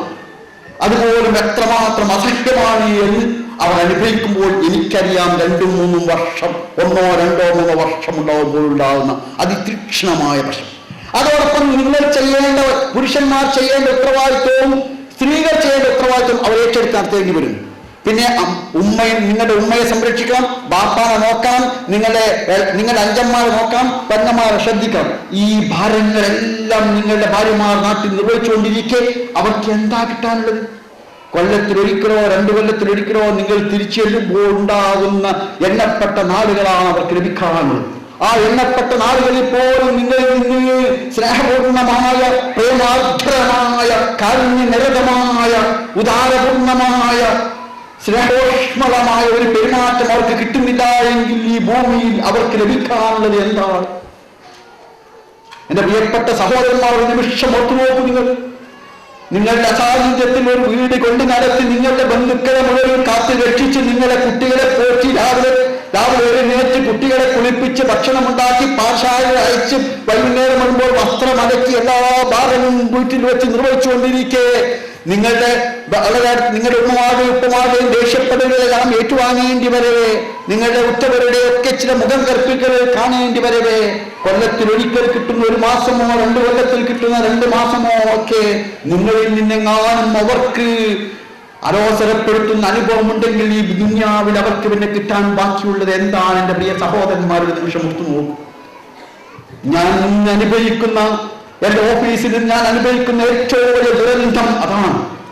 എനിക്ക് ലഭിച്ചുകൊണ്ടിരിക്കുന്ന ടെലഫോൺ സന്ദേശങ്ങൾ. ഇന്നലെ ഞാൻ വിമാനത്താവളത്തിൽ കയറി അവസാന വിമാനത്തിലേക്ക് പോകുന്നതിന് 10 മിനിറ്റ് മുമ്പ് എനിക്ക് ചാവക്കാട് നിന്റെ സഹോദരിയുടെ ടെലഫോണാണ് കിട്ടിയത്. ഏറ്റവും ഹൃദയദ്രവീകരണമുള്ള ഒരുപാട് കാര്യങ്ങൾ 10-15 മിനിറ്റിനുള്ളിൽ പറഞ്ഞുകൊണ്ട് ചോദിച്ചു, എന്റെ ഭർത്താവിനോട് ഒന്ന് സംസാരിക്കണം, അതെനിക്ക് അല്പസമയം ഒന്ന് നിങ്ങൾ ചെലവഴിക്കാൻ എനിക്ക് വേണ്ടി എന്നായി. ഇതെന്റെ ഇന്നലത്തെ മാത്രം അനുഭവമല്ല, ഞാൻ പറയുന്നത് ഇപ്പോൾ അനുഭവിക്കുന്ന ഏറ്റവും വലിയ ജീവിതത്തിലെ സങ്കീർണമായ കാര്യങ്ങളിൽ ഒന്നാണ്. അതിൽ നമ്മുടെ ഗൾഫ് സഹോദരന്മാരുടെ സഹധർമ്മിണിമാർ അനുഭവിക്കുന്ന ജീവിത വേദനകളും ഒരിക്കലും അവഗണിക്കാൻ കഴിയുന്നതല്ല എന്നർത്ഥം. ഞാൻ ഏറ്റവും അവസാനം എഴുതിയ പുസ്തകത്തിന്റെ പ്രേരകമായി മാറിയത് 2 കാര്യമാണ്. ഒന്ന് മലപ്പുറത്തുള്ള ടെലഫോൺ സന്ദേശമായിരുന്നു. മാരുതി നമസ്കാരം, വൈകുന്നേരം 5:15 മണിക്ക് ഞാൻ ഓഫീസിലിരിക്കുമ്പോൾ എൻ്റെ ഒരു സഹോദരി എന്നെ വിളിച്ചിട്ട് പ്രസവിച്ച് കിടക്കുന്ന കട്ടിലിൽ നിന്നാണ് അവൾ വിളിക്കുന്നത്. 25ാമത്തെ ദിവസമാണ് പ്രസവിച്ചിട്ട്. അന്ന് രാവിലെ ഭർത്താവിന്റെ ഫോണുണ്ട്. ഭർത്താവിന്റെ ഉമ്മയിൽ നിന്നും സഹോദരിൽ നിന്നും കിട്ടിയ വിവരമനുസരിച്ച് ഗൾഫിൽ നിന്ന് ഭർത്താവ് ഏതാണ്ട് അരമണിക്കൂർ നേരം വിളിച്ച് വളരെ ദേഷ്യം പിടിച്ച് അവരെല്ലാം പറയാവുന്ന എല്ലാ ചിത്തയും പറഞ്ഞത് കേട്ട് രാവിലെ മുതൽ വൈകുന്നേരം വരെ കരഞ്ഞ് കഴിച്ചു കൂട്ടിയ ശേഷം ആ സഹോദരി എന്നെ വിളിച്ചതായി. ടെലഫോൺ ഒരുപാട് ആശ്വസിപ്പിക്കാൻ ശ്രമിച്ച് ടെലഫോൺ വെക്കാൻ ശ്രമിച്ചപ്പോൾ അനുവദിച്ചു. 3/4 മണിക്കൂറിന് ശേഷം പള്ളിയിൽ നിന്ന് ബാങ്ക് കേട്ടപ്പോൾ ഞാൻ ബാങ്ക് കൊടുത്തിരിക്കുന്നു, മഗ്‌രിബ് നമസ്കരിക്കാൻ പോവുകയാണെന്ന് വെക്കട്ടെ എന്ന് പറഞ്ഞ് അപ്പോഴും ആ കരച്ചിൽ ഇന്നും എൻ്റെ കാതുകളിൽ ഞാൻ കേട്ടുകൊണ്ടിരിക്കുകയാണ്. ഞാൻ പറയുന്നത് എന്താണെന്ന് ചോദിച്ചാൽ അസാധാരണമാം വിധം ശ്രദ്ധയോടെ സൂക്ഷ്മതയോടെ ഒരു സമീപനം എൻ്റെ പ്രിയപ്പെട്ട സഹോദരന്മാർ സ്വീകരിക്കണമെന്ന് പറയാനുള്ളൂ. പിറ്റേ കാലത്ത് ഞാൻ കുറ്റ്യാടിയിൽ പ്രസംഗിക്കേണ്ടി വന്നു. കുറ്റ്യാടിയിലെ ഉദാഹരണം പരിപാടിയിൽ ചോദ്യോത്തരത്തിന് അവസരം കിട്ടിയപ്പോൾ എനിക്കൊരു ചോദ്യം വന്നു. ഒരു ഗൾഫുകാരന്റെ സഹോദരന്റെ ചോദ്യം. 2 വർഷത്തിലൊരിക്കൽ മാത്രം നാട്ടിൽ വരുന്ന ആ സഹോദരന്റെ ഭാര്യ വീട്ടിൽ അനുഭവിക്കുന്ന തന്റെ അമ്മായിമ്മയിൽ നിന്നും കുടുംബത്തിനും അനുഭവിക്കുന്ന അതിതീക്ഷണമായ അവസ്ഥ വിശദീകരിക്കുന്ന ഒരു ദീർഘമായ ചോദ്യം. ഞാനും എൻ്റെ സഹോദരൻ ഹാജി മൂസ സാഹിബിനോട് ഞാൻ ചോദിച്ചു, ഹാജി സാഹിബേ, ഞാൻ ഇതിന് മറുപടി പറയണം, ഇത് വായിക്കണം. ഹാജി സാഹിബ് എന്നോട് പറഞ്ഞു, ഇത് ഒറ്റപ്പെട്ട അനുഭവങ്ങളിലാക്കുകൊണ്ട് നിങ്ങൾ വായിച്ച് മറുപടി പറയണം. എനിക്ക് തോന്നുന്നു ആ 2 അനുഭവമാണ് എൻ്റെ അവസാനത്തെ പുസ്തകത്തിന്റെ രചനയ്ക്ക് എന്നെ പ്രേരിപ്പിച്ചത് എന്നതാണ് എൻ്റെ വസ്തു. ഞാൻ സൂചിപ്പിക്കുന്നത് ഇതൊരു ദുരന്ത അനുഭവമാണ്. അതുകൊണ്ട് ഈ സന്ദർഭത്തിൽ എനിക്ക് സൂചിപ്പിക്കാനുള്ളത് ഇത് കേവലം ഒരു ക്യാമ്പയിനല്ല, ഇത് ഞാൻ നടത്തുന്ന ഒരു പ്രസംഗവുമല്ല. എനിക്ക് എന്റെ സാധ്യമാകുന്ന എന്റെ ഹൃദയ വികാരങ്ങൾ നിങ്ങളുടെ ഹൃദയങ്ങളുമായി കൂട്ടിയിണക്കാൻ എനിക്ക് കഴിഞ്ഞാൽ എന്റെ ആത്മനൊമ്പരങ്ങൾ കഴിഞ്ഞ 8-10 വർഷമായി ഞാൻ കേരളക്കരയിൽ നിന്ന് അനുഭവിച്ചു കൊണ്ടിരിക്കുന്ന എന്റെ തീവ്രമായ ഹൃദയ ദുഃഖങ്ങൾ നിങ്ങളുമായി പങ്കുവെക്കാൻ കഴിഞ്ഞാൽ ഞാൻ തീർച്ചയായും അതിൽ സംതൃപ്തനാണ്. അത് നിങ്ങളുടെ ജീവിതത്തെ ഇത്തിരിയെങ്കിലും സ്വാധീനിച്ചാൽ, ചെറിയൊരു മാറ്റമെങ്കിലും വരുത്തിയാൽ തീർച്ചയായും നമുക്ക് ഈ ക്യാമ്പയിൻ ഫലപ്രദമാണ്. അതിനാൽ ഇത് കേവലമായൊരു ഉപചാരപരമായ ഒരു കാര്യമായി കാണരുതേ എന്നാണ് പറയാനുള്ളത്. അതാണ് നാട്ടിലാണെങ്കിൽ, ഇവിടെ ഗൾഫിൽ നാട്ടിലാണ് നമ്മുടെ കുടുംബിനികൾ ഉള്ളതെങ്കിൽ കുറെ കൂടി ശ്രദ്ധയും ജാഗ്രതയും വേണമെന്ന് സാന്ദർഭികമായി സൂചിപ്പിക്കാൻ. മറുവശത്ത് നമ്മുടെ സഹോദരിമാരുണ്ട്. അവരിൽ നിന്നൊരു പ്രശ്നമാണ്. ഒരു പൊങ്ങച്ചത്തിന് നമ്മുടെ സഹോദരന്മാർ പലപ്പോഴും അടിപ്പെട്ടു പോയിട്ടുണ്ട്. അവരെ സംബന്ധിച്ചിടത്തോളം അവകാശങ്ങളെക്കാളേറെ ബാധ്യതകളെക്കാളേറെ അവകാശങ്ങളെ കുറിച്ചുള്ള ചിന്ത അവരെയും ഒരു പ്രത്യേക മാനസികാവസ്ഥയിൽ എത്തിച്ചിട്ടുണ്ട്. എന്ന് മാത്രമല്ല, വിനയം എന്നത് വല്ലാതെ നഷ്ടപ്പെട്ടു പോയിട്ടുണ്ട് എന്നതാണ്. പ്രവാചകൻ തിരുമേനി സ്വല്ലല്ലാഹു അലൈഹി പറഞ്ഞു, ലോകത്ത് ഏതെങ്കിലും ഒരു മനുഷ്യന് മറ്റൊരാളുടെ മുമ്പിൽ സാഷ്ടാംഗം ചെയ്യാൻ അനുവാദം ഉണ്ടാകുമായിരുന്നുവെങ്കിൽ അത് സ്ത്രീക്ക് തന്റെ ഭർത്താവിന് മുമ്പിൽ സുജൂദ് ചെയ്യാനാണ് നാം അനുവദിക്കുമായിരുന്നത് എന്ന് പ്രവാചകൻ തിരുമേനി സ്വല്ലല്ലാഹു അലൈഹി അറിയിക്കുകയുണ്ടായി. ഭർത്താവിന്റെ സാന്നിധ്യത്തിൽ ഭർത്താവിന്റെ അനുവാദമില്ലാതെ സുന്നത്തിനോട് പോലും പാടില്ല എന്നാണല്ലോ പ്രവാചകൻ പഠിപ്പിച്ചിട്ടുള്ളത്. ഒരിക്കൽ ഒരു സഹാബി നബി തിരുമേനിയുടെ മുമ്പിൽ കൊണ്ട് പറഞ്ഞു, ആണുങ്ങൾ മഹാഭാഗ്യവന്മാരാണ്, അവർ അല്ലാഹുവിന്റെ മാർഗ്ഗത്തിൽ പോയി രണാങ്കണത്തിൽ പോയി പൊരുതി പുണ്യം നേടുന്നു, ഞങ്ങൾക്കതിന് സൗഭാഗ്യമല്ലോ. പ്രവാചകൻ ചോദിച്ചു, നിങ്ങൾ നിങ്ങളുടെ ഭർത്താക്കന്മാരെയും കുട്ടികളെയും മാനമായി സംരക്ഷിക്കുന്നില്ലേ? എങ്കിൽ അത് തന്നെയാണ് അല്ലാഹുവിന്റെ മാർഗ്ഗത്തിലുള്ള നിങ്ങളുടെ ജിഹാദിന് സമരമായി നിർവഹിക്കേണ്ട അതിമഹത്തായ ഒരു കാര്യമാണ് തന്റെ ജീവിത പങ്കാളികളെയും കുട്ടികളെയും സംരക്ഷണം, അഥവാ വീട്ടിന്റെ ഗ്രഹനായിക എന്നതിലുള്ള ബാധ്യത നിർവഹണമെന്ന്. അവർക്കും തീർച്ചയായും ചില കാര്യങ്ങൾ ചെയ്യുവാൻ കഴിയും. ഭർത്താവ് വസ്ത്രം വാങ്ങിക്കൊണ്ടെന്ന് കൊടുത്തു. അപ്പൊ അല്പം മോശം, ഉടനെ നോക്കിയാൽ നിങ്ങൾ എന്തൊരു സാരി അങ്ങനെ വാങ്ങി, അല്ലെങ്കിൽ എന്തൊരു പഴുതേത്, ഇത് ആരെങ്കിലും ഇപ്പൊ ഇന്നത്തെ കാലത്ത് നിൽക്കലുണ്ടോ? ആ കൂലിപ്പണിക്കാർ വാങ്ങുന്ന സാരിയും കൂടി ഇതിനേക്കാൾ നല്ലതാ. അല്ലെങ്കിൽ നിങ്ങൾ എന്തെങ്കിലും എനിക്ക് നല്ലൊരു സാരിയോ നല്ലൊരു പദ്ധതി വാങ്ങിക്കൊണ്ടിരുന്നോ, എന്നും ഞാൻ തന്നെയല്ലേ നിങ്ങൾ കൊണ്ടുവരിക എന്ന് പറഞ്ഞു. അപ്പൊ മിക്കവാറും വിവിധ ദേശീയ ആളാണെങ്കിൽ അത് വാങ്ങിയിട്ട് മുഖത്ത് കണ്ടിട്ട് കൊടുക്കും, ആണെങ്കിൽ എടുത്തോ അല്ലേ. അതേസമയം നിങ്ങളോടൊപ്പം മറിച്ചൊരു നിലപാടില്ലേ, നിങ്ങൾ എന്നും വാങ്ങിയ വസ്ത്രം എത്ര നല്ലതാ, ഇപ്രാവശ്യം എന്തോ ചിലപ്പോ ബൾബിന്റെ ചോട്ടിൽ നിന്ന് വാങ്ങിയപ്പോ ഇങ്ങനെ ശ്രദ്ധിക്കായിട്ട് ഒരല്പം വേണ്ടത്ര ഇതില്ല തോന്നുന്നില്ലേ, എന്തോ പരിക്കലാണോ അല്ലേ, ഒരിക്കലൊക്കെ ഒക്കെ ഉണ്ടാവും. അടുത്ത പ്രാവശ്യം വസ്ത്രം വാങ്ങുമ്പോൾ ഏതൊരു പുരുഷനും അസാധാരണ ജാഗ്രതയും ശ്രദ്ധപ്പെടുത്തും. എന്ന് പറഞ്ഞാൽ പ്രശ്നം നമ്മുടെ സമീപനത്തിൻ്റെതാണ്. ആ സമീപനം ശ്രദ്ധാപൂർവമായി കഴിഞ്ഞാൽ നമ്മുടെ ദാമ്പത്യം ഭദ്രമായി മാറും എന്നതാണ് വസ്തുത. ഇനി നിർഭാഗ്യവശാൽ എന്റെ സ്നേഹത്തെ അളക്കാനുള്ള മാർഗം എന്താ? സ്നേഹം അളക്കാനുള്ള മാർഗം ഭൗതിക സാധനങ്ങൾ വാങ്ങിത്തരണം, അല്ലേ? അതിനാ പരസ്യങ്ങൾ അങ്ങനെയല്ലേ? ഏതെങ്കിലും നല്ല സന്തോഷത്തോടെ ചിരിക്കി കളിക്കുന്ന ആണിനും പെണ്ണിനും കാണിച്ചു കൊടുത്താൽ പറയും, ആ ദാമ്പത്യത്തിന്റെ രഹസ്യം എന്താ നിങ്ങൾക്കറിയാമോ? ഗോദ്രേജ് അലമാര ഉണ്ടായ ദാമ്പത്യം സന്തുഷ്ടമാവുന്ന ഈ തരമാണ് നമ്മുടെ വ്യാപാര സംസ്കാരം, നമ്മുടെ കമ്പോള സംസ്കാരം വെച്ചുവെച്ചത്. അതുകൊണ്ട് തന്നെ ടെലിവിഷൻ വാങ്ങിത്തരുന്നില്ല എങ്കിൽ ഭർത്താവ് സ്നേഹമില്ലാന്ന് അതിന്റെ അർത്ഥം, അല്ലേ?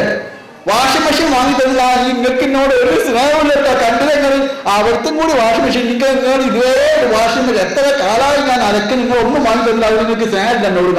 അപ്പൊ സ്നേഹം എന്ന് പറഞ്ഞാൽ ചില ഭൗതിക വസ്തുക്കൾ, ചില ഉപകരണങ്ങൾ വാങ്ങിക്കൊടുക്കലാണ്, ചില സാധനങ്ങൾ വാങ്ങലാണ് എന്നിടയ്ക്ക് വന്നിരിക്കുന്നു. അവിടെയാണ് പ്രശ്നം. അതുകൊണ്ട് അതിൽ നിന്ന് വ്യത്യസ്തമായ ഒരു നിലപാട് നമുക്കുണ്ടാവാം. സ്നേഹം എന്നത് ആത്മീയമായ ഒരവസ്ഥയാണ്. അത് നൽകുവാൻ നമുക്ക് കഴിയണം. ഞാനൊരു കൗൺസിലറല്ല, പക്ഷെ കേരളീയ കുടുംബ ജീവിതത്തിൽ എനിക്ക് നൽകാൻ കഴിയുന്ന സന്ദേശം അകന്നു പോകുന്ന ദമ്പതികൾക്കിടയിൽ സ്നേഹം വളർത്തിയെടുക്കുവാനുള്ള മാർഗം എന്ത് എന്ന് നിർദ്ദേശം മാത്രമാണ്. ആ സ്നേഹം വളർന്നു വന്നാൽ ദാമ്പത്യം ഭദ്രമാണ്. നിങ്ങൾക്ക് ഓരോരുത്തർക്കും സ്വയം ചെയ്യാൻ കഴിയുന്നതും സമൂഹത്തിന് ചെയ്യാൻ കഴിയുന്നതും അതുതന്നെയാണ്. വീടിനെ കുറിച്ച് അറബി ഭാഷയിൽ പറയുക മസ്കൻ എന്നാണ്. മസ്കൻ എന്ന് പറയാൻ കാരണം എന്താണ്?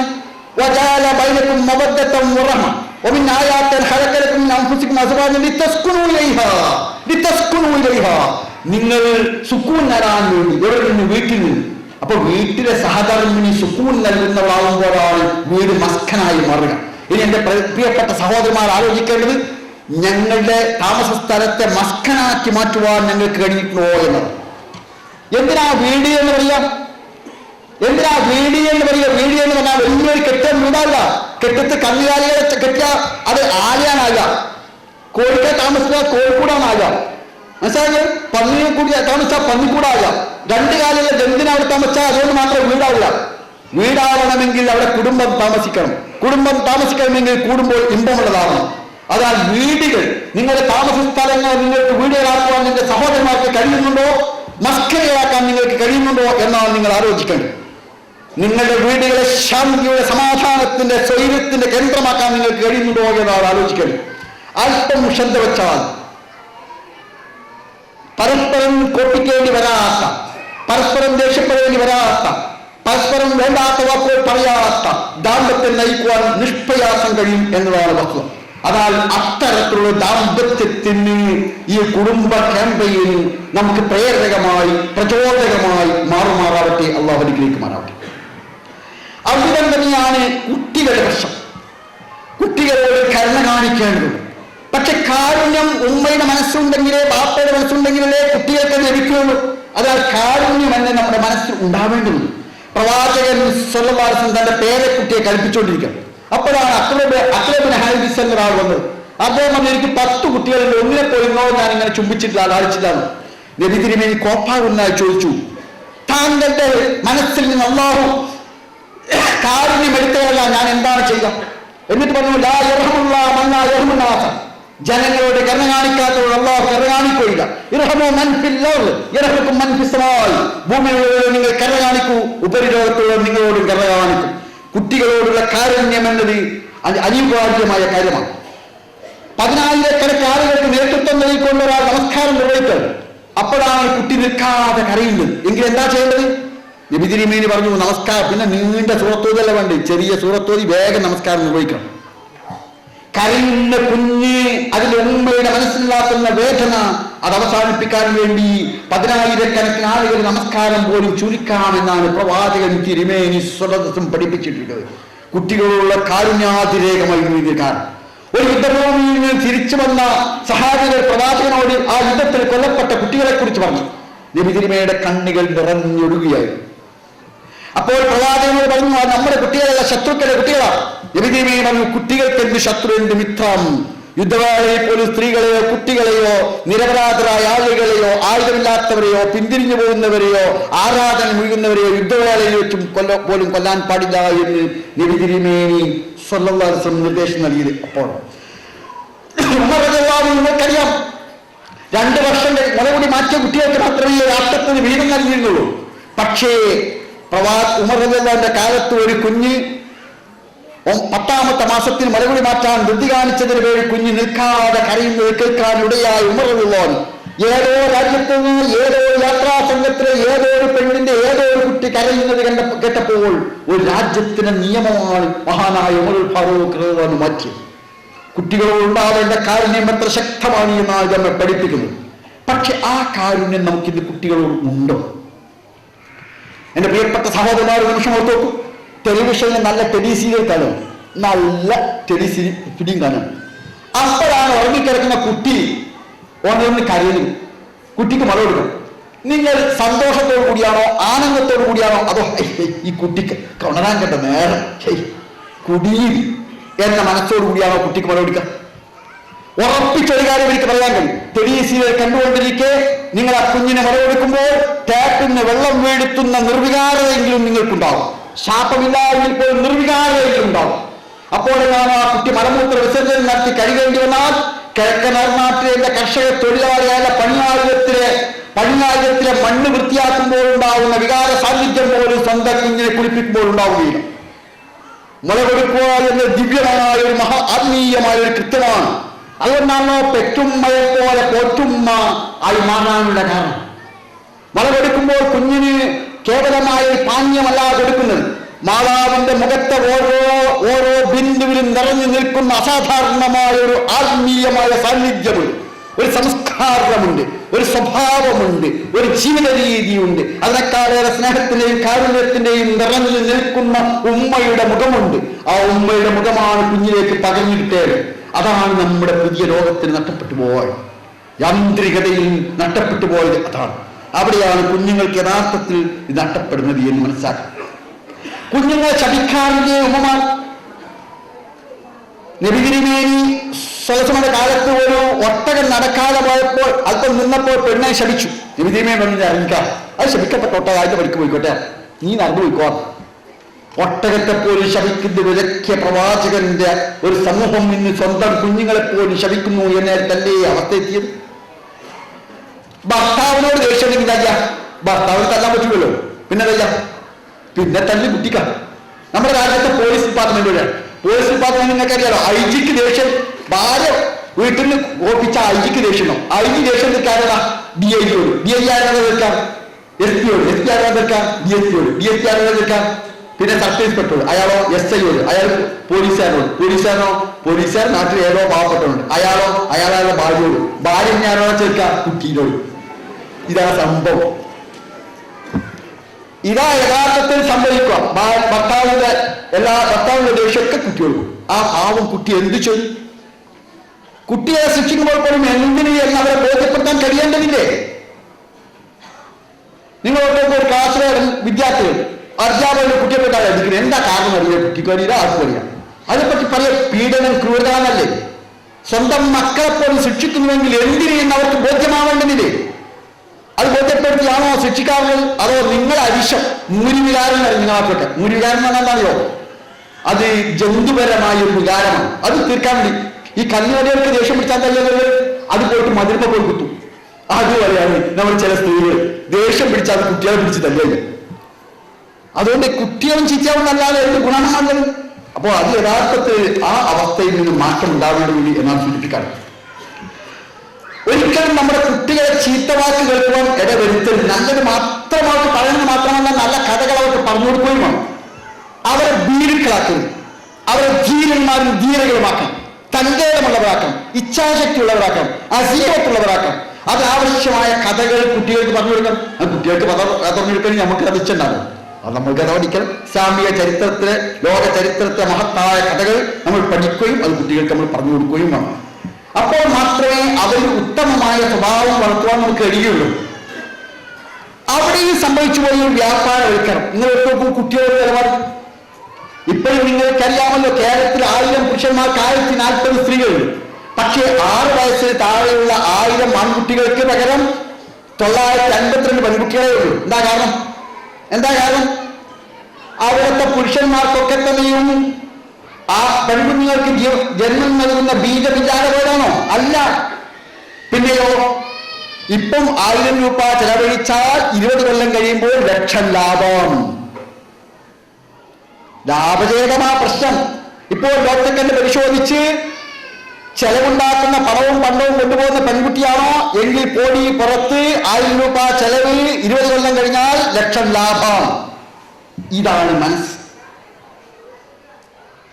കേരളത്തിലെ മുസ്ലിം ഭൂരിപക്ഷ ജില്ല പോലും ഇതിന് അപവാദമല്ലെന്ന് മാത്രമല്ല, അവിടെ നിങ്ങൾക്കറിയാവുന്ന പോലെ 10ാം ക്ലാസ്സിൽ ആൺകുട്ടികളെക്കാൾ കുറവ് പെൺകുട്ടികൾ, 9 അതിനേക്കാൾ കുറവ്, 8 അതിനേക്കാൾ കുറവ്, 7 അതിനേക്കാൾ കുറവ്, 1ാം ക്ലാസ് എത്തുമ്പോൾ ഗണ്യമായ കുറവ്. എന്തായി സംഭവിക്കുന്നത്? പ്രവാചകൻ തിരുമേനി സ്വല്ലല്ലാഹു അലൈഹി വസല്ലമയുടെ കാലത്ത് ഇതേ സംഭവം ഉണ്ടായിരുന്നു.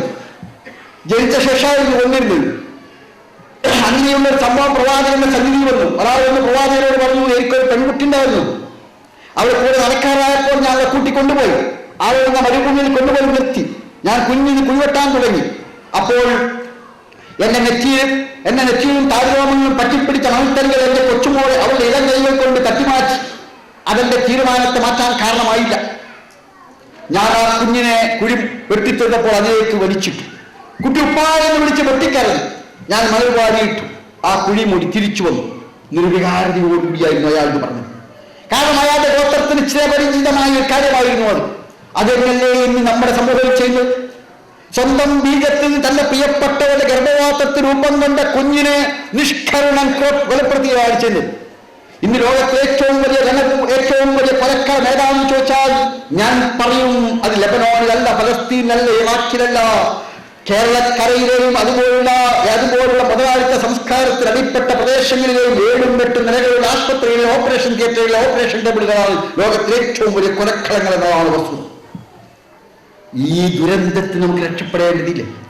സ്ത്രീകൾ പോലും സ്ത്രീകളുടെ ശത്രുക്കളാവുക, അത് ഞാൻ അനുഭവിക്കുന്നൊരു ദുരന്തമാണ്. ഇനി എനിക്ക് പുളിക്കലിൽ നിന്നൊരു സഹോദരൻ, ഞാൻ വരുന്നതിന്റെ തലേന്നാൾ എനിക്ക് പുളിക്കലിൽ സഹോദരൻ ഫോൺ ചെയ്തു. 2 ചെറിയ കുട്ടികളുണ്ട്, 3ാമത്തെ ഗർഭിണിയാണ്. എന്റെ ഭാര്യ 3ാമത് ഗർഭിണിയാണ്. അതുകൊണ്ട് ഞാൻ ആ കുഞ്ഞിനെ നശിപ്പിക്കട്ടെ എന്നാണ് ചോദിച്ചത്. ഞാൻ ആ ഇസ്ലാമിക വിധി പറഞ്ഞെടുത്തപ്പോൾ എനിക്ക് അല്ല പ്രശ്നം, എന്റെ ഭാര്യക്കാണ് പ്രശ്നം. ഞാൻ അപ്പോൾ ഒരുപാട് കാര്യം അവൾക്ക് ഫോൺ കൊടുക്കാൻ പറഞ്ഞു. അവളുമായി ഒരുപാട് കാര്യം സംസാരിച്ചു. അങ്ങനെ അവളെ സമ്മതിച്ച ശേഷമാണ് ഞാൻ പോകുന്നത്. ഞാൻ വിശ്വസിക്കുന്നു ഞാൻ ജീവിതത്തിൽ ചെയ്ത പുണ്യങ്ങളിൽ ഒന്ന് അതായിരിക്കുമെന്നാണ് എന്റെ വിനീതമായ വിശ്വാസം. ഞാൻ സൂചിപ്പിക്കുന്നത് എന്താണെന്ന് ചോദിച്ചാൽ, കുഞ്ഞുങ്ങളെ ശല്യമായി തോന്നുക. മനുഷ്യന് വിലയില്ലാത്ത മതകാലത്ത സംസ്കാരത്തിൽ അങ്ങനെയാണ്. നിങ്ങൾ ഓർക്കുന്നത് കോഴിക്കോട് നഗരത്തിൽ 10 സെന്റ് ഭൂമിന്റെ അഭിമാനത്തോടു കൂടി പറയില്ലേ, 10 സെന്റ് ഭൂമിന്റെ കോഴിക്കോട് നഗരത്തിൽ 10 കുട്ടികളുണ്ട് അഭിമാനത്തോടു കൂടി പറയുന്നത് എത്ര പേരുണ്ടാവും നമ്മുടെ സമൂഹത്തിൽ? കുട്ടികൾ എത്ര ചോദിച്ചല്ലേ? അപ്പൊ 1 സെന്റ് ഭൂമിന്റെ വില കുട്ടിക്കില്ലേ? അതാണ് പ്രശ്നം. എത്ര കുട്ടികൾ ചോദിച്ചാൽ 1 എന്ന് സന്തോഷത്തോടെ പറയും, 2 എന്ന് പറയുമ്പോൾ ശബ്ദമുണ്ടാവും, 3 അറിയുമ്പോൾ ശബ്ദം കുറയും, 4 അറിയുമ്പോൾ കുറയും, 5 എന്ന് പറഞ്ഞാൽ പിന്നെയും കുറച്ച് പറയും. അങ്ങോട്ട് പോകുന്നതിനോടെ കാണാൻ ശബ്ദം ഇങ്ങനെ കുറഞ്ഞു വരും. എന്താണ് സംഭവം? അപ്പോൾ കുട്ടികളെ ശാപമായി ശല്യമായി കാണുന്നതിന് പകരം അനുഗ്രഹമായി കാണാൻ നമുക്ക് കഴിയേണ്ടതുണ്ട് എന്നാണ് ഞാൻ സൂചിപ്പിച്ചതിന്റെ അർത്ഥം. ഈ വിവേചനം നമ്മിലില്ലേ? നിങ്ങൾക്ക് വാർത്തയിൽ മുമ്പ് ഒരു മകൻ നല്ല വരുമാനമുള്ള മകനാണ്, അവൾ നല്ല വീടുണ്ട്, നല്ല സൗകര്യമുണ്ട്. 2ാമത്തെ മകൻ സാധാരണ ഒരു കൂലിപ്പണിക്കാരൻ. ഏത് മകനോടായിരിക്കും ബാപ്പാക്ക് മനക്കും സൂര്യസിലെ? അല്ലെങ്കിൽ 2 പെൺമക്കൾ, ഒരു മകൻ വിവാഹ സംഭവത്തിൽ വേഗം വല്ല കിട്ടുന്ന ശരീര സൗന്ദര്യമുള്ള മുഖകാന്തിയുള്ള മകൾ, 2ാമത്തെ മകൾ കാഴ്ചക്കാരിൽ കൗതുകം നടത്താത്ത ഇത്തിരി വിരൂപയായ പെൺകുട്ടി. ഏത് മകളോടായിരിക്കും ഉമ്മാക്കും ബാപ്പാക്കും സ്നേഹം? സ്വന്തം താല്പര്യങ്ങളെ തട്ടകത്തിനപ്പുറത്തേക്ക് കടക്കാൻ കഴിയാത്ത സ്വാർത്ഥമൂർത്തികളായ ഒരു സമൂഹമായി നമ്മുടെ മാറിയിട്ടില്ലേ? ആസുരമായ കാലഘട്ടത്തിന്റെ ആർത്തിമൂത്ത സ്വാർത്ഥമൂർത്തികളുടേതായ ഒരു ലോകമായി നമ്മുടെ മാറിയിട്ടുണ്ട്. എവിടെ നമുക്ക് രക്ഷപ്പെടുവാൻ നമ്മളെ വിശ്വാസവും നമ്മുടെ ആദർശവും നമുക്ക് സഹായമാകുന്നുവെങ്കിൽ തീർച്ചയായും നാം ഭാഗ്യവാന്മാരാണ്. അല്ലെങ്കിൽ ചരിത്രത്തിലെ ഏറ്റവും ക്രൂരന്മാരായ കൊള്ളരുതാത്ത സമൂഹത്തിന്റെ ഭാഗമായി നാം മാറേണ്ടി വരും എന്നാണ് ഞാൻ സൂചിപ്പിക്കുന്നത്. അതോടൊപ്പം തന്നെ 1-2 കാര്യങ്ങൾ കൂടി സൂചിപ്പിക്കാനുണ്ട്. കുട്ടികളെ ദുഷിപ്പിക്കുമ്പോൾ ഒരുപാട് സംഭവങ്ങൾ ഇന്നുണ്ട്. ടെലിവിഷൻ അതിപ്രധാനമായ ഒന്നാണ്. അത് ഞാൻ മറ്റൊരു സന്ദർഭത്തിൽ വിശദീകരിക്കാം. അതുപോലെ തന്നെയാണ് ഇന്റർനെറ്റും മൊബൈൽ ഫോണുകളുമൊക്കെ. അവരുടെ ദുരുപയോഗം സംഭവിക്കുന്നില്ല എന്ന് ഉറപ്പുള്ളപ്പോൾ മാത്രമേ കുട്ടികൾക്ക് അത് കൈകാര്യം ചെയ്യാൻ അവസരം ഉണ്ടാകാവൂ. അവരുടെ ദുരുപയോഗം അവരുടെ സംസ്കാരത്തെ നശിപ്പിക്കും, അവരുടെ വ്യക്തിത്വത്തെ നശിപ്പിക്കും, അവരെ വളരെയേറെ ചീത്തയാക്കും എന്ന കാര്യം നാം ഒരിക്കലും വിസ്മരിക്കരുത്. അതാൽ മാതൃത്വപരമായ പിതൃത്വപരമായ ബാധ്യതാ നിർവഹണത്തിൽ അവരുടെ സംസ്കരണം എന്നതും മൗലിക പ്രധാനമായ ഒരു കാര്യമാണ്. നിങ്ങളുടെ കൂടെയാണ് നിങ്ങളുടെ കുടുംബമുള്ളതെങ്കിൽ പള്ളിയിലേക്ക് പോകുമ്പോൾ, രോഗസന്ദർശനത്തിന് പോകുമ്പോൾ, മരണപ്പെട്ടവർക്ക് പോകുമ്പോൾ, അതുപോലെ തന്നെ നിങ്ങൾ മറ്റ് യോഗങ്ങളിലേക്ക് പോകുമ്പോൾ നിങ്ങളുടെ കുട്ടികളെ കൂടെ കൂട്ടുവാൻ നിങ്ങൾ ഒരിക്കലും മറക്കരുത്. അവരിൽ സാമൂഹികത ഉണ്ടാവാം. ശേഷം ഗർഭിലാവുമ്പോൾ നിങ്ങൾക്കറിയാമല്ലോ, കുട്ടികൾ ഒറ്റ പാറ്റാണ് കഴിയുന്നത്. അവർ വല്ലാതെ സ്വാർത്ഥികളായി മാറും. കാരണം അവർക്ക് വേറെ കുട്ടികളില്ല, പങ്കാളികളായി വേറെ ഇല്ല. ഒരു പന്ത് കിട്ടിയാൽ ആ പന്ത് ഓർക്കന്നെ, പന്ത് അങ്ങോട്ടേക്കും കുട്ടിയാണ് വേറെ കുട്ടി തട്ടാനല്ലോ. ഒരു പന്ത് തട്ടാൻ 7 കുട്ടികളില്ല. ഇവിടെ പന്ത് എത്താൻ 1 കുട്ടി അല്ലെങ്കിൽ 2 കുട്ടി അല്ലെങ്കിൽ 3 കുട്ടിയാണത്. ആകെ ഒരു പാറ്റിലാകേണ്ട 3 3-4 കുട്ടികളാണ്. അതുകൊണ്ട് പന്ത് തട്ടാൻ എപ്പോഴും വരുന്നുള്ളൂ. അപ്പൊ പന്ത് എപ്പോഴും വരെ കാൽമൽ തന്നെയാണ്. അത് ഓരോ ജീവിതത്തിലും അങ്ങനെയായി മാറും. അതുകൊണ്ട് വളരെ ശ്രദ്ധിക്കേണ്ടതുണ്ട്. പന്ത് കാൽമൽ തന്നെ അതിന്റെ അർത്ഥം തന്നെങ്കിൽ എല്ലാം തനിക്ക് തന്നെ കിട്ടണമെന്ന അസാധാരണമായ സ്വാർത്ഥ നമ്മുടെ കുട്ടികളുണ്ടാവാൻ ഈ ഗൾഫിലെ നമ്മളെ കുറച്ചും ഫ്ലാറ്റ് ജീവിതങ്ങൾ അതേ വലിയ പങ്കാണ് വഹിക്കുക. അത് ആ സ്വാർത്ഥനെ അവർ രക്ഷിക്കണമെങ്കിൽ നിരന്തരമായ ജാഗ്രതായ അസാധാരണമായ സൂക്ഷ്മതയുള്ള ഒരു ശ്രമം ഉമ്മയുടെ ബാപ്പയുടെ ഭാഗത്തുണ്ടാവും. അല്ലെങ്കിൽ അവർ വല്ലാതെ സ്വാർത്ഥികളായി മാറുമെന്ന് നമ്മൾ മനസ്സിലാക്കണം. നാട്ടിലാണെങ്കിലും കുട്ടികളെ കൊണ്ടാകേണ്ടത് യഥാർത്ഥത്തിൽ കുട്ടികളെ നിങ്ങൾ കൂടെ കൊണ്ടുവരുന്ന അവർ സംസ്കരിക്കാനാണ് ശ്രമിക്കേണ്ടത്. അമിതമായ നിയന്ത്രണവും അമിതമായ സ്വാതന്ത്ര്യവും എപ്പോഴും അപകടകരമായിരിക്കും. സാമൂഹ്യ പ്രതിബദ്ധത, ദാനശീലം, അഗതികളോടും അനാഥകളോടുള്ള കാര്യം, ഇതെല്ലാം കുട്ടികളെ ഉണ്ടാക്കുവാൻ നാം ഏറെ ശ്രദ്ധിക്കേണ്ടതുണ്ട്. അപ്രകാരം തന്നെ അവരുടെ കഴിവുകൾ വളർത്താനും അവരുടെ കാര്യങ്ങൾ കൂടിയാലോചിച്ച് തീരുമാനിക്കുവാനുമുള്ളൊരു സംവിധാനം ഉണ്ടാവും. പ്രാർത്ഥനകളും ഭക്ഷണം കഴിക്കലും അതുപോലെ തന്നെ നമസ്കാരവും എല്ലാം അവരോട് ഒന്നിച്ചാക്കി മാറ്റുവാനുള്ള ശ്രമവും നടത്തേണ്ടതുണ്ട് എന്നാണ് സൂചിപ്പിക്കുന്നത്. പക്ഷെ എല്ലാം കേന്ദ്രമായി മാറുമ്പോഴോ നിങ്ങൾക്ക് കുട്ടികളാക്കാൻ ഇത് പ്രശ്നമല്ലേ? കുട്ടികളാക്കാൻ യന്ത്രത്തൊട്ടിൽ കുട്ടികളാക്കിയാൽ എവിടെ മാതാവിന്റെ സാന്നിധ്യം കുട്ടികൾക്ക് ഉറങ്ങിക്കോ മോനെ അല്ലെങ്കിൽ ഉറങ്ങിക്കോ മോളെ എന്നൊരു ഉമ്മയുടെ അത് കുഞ്ഞ് കേൾക്കുമ്പോൾ ഉണ്ടാകുന്ന ഒരു ആത്മബന്ധം ഒരു യന്ത്രത്തിന്റെ ശബ്ദത്തിൽ ഒരിക്കലും ഒരു കുഞ്ഞിന് എടുക്കില്ല എന്ന് മനസ്സിലാക്കുവാൻ നമുക്ക് കഴിയേണ്ടതുണ്ട്. അത് കഴിയാതെ പോകുമ്പോൾ ഇത് സംഭവിക്കും. കരയുന്ന കുട്ടിയുടെ കരച്ചിൽ നിർത്താൻ വേണ്ടി ഉമ്മ എടുത്ത് താരാട്ട് പാടുകയല്ല ചെയ്യുന്ന ടെലിവിഷൻ തുറന്നു വെച്ചിട്ട് അയക്ക് നോക്കിയാൽ അല്ലേ? സത്യം പറയും, അതല്ലേ ചെയ്ത് ടി വി തുറന്നിട്ട് കുട്ടിയുടെ അവിടെ കൊണ്ടു നിർത്തുന്ന ആ കുട്ടി ഇങ്ങനെ ടി വിക്ക് നോക്കുന്ന അങ്ങനെ കുട്ടി കരച്ചിൽ നിർത്തുന്ന ഇവിടെ പ്രശ്നം. അഥവാ ഈ ബന്ധത്തെ വളരെ ലോലമായി മാറുകയാണ് ചെയ്യുന്നത്.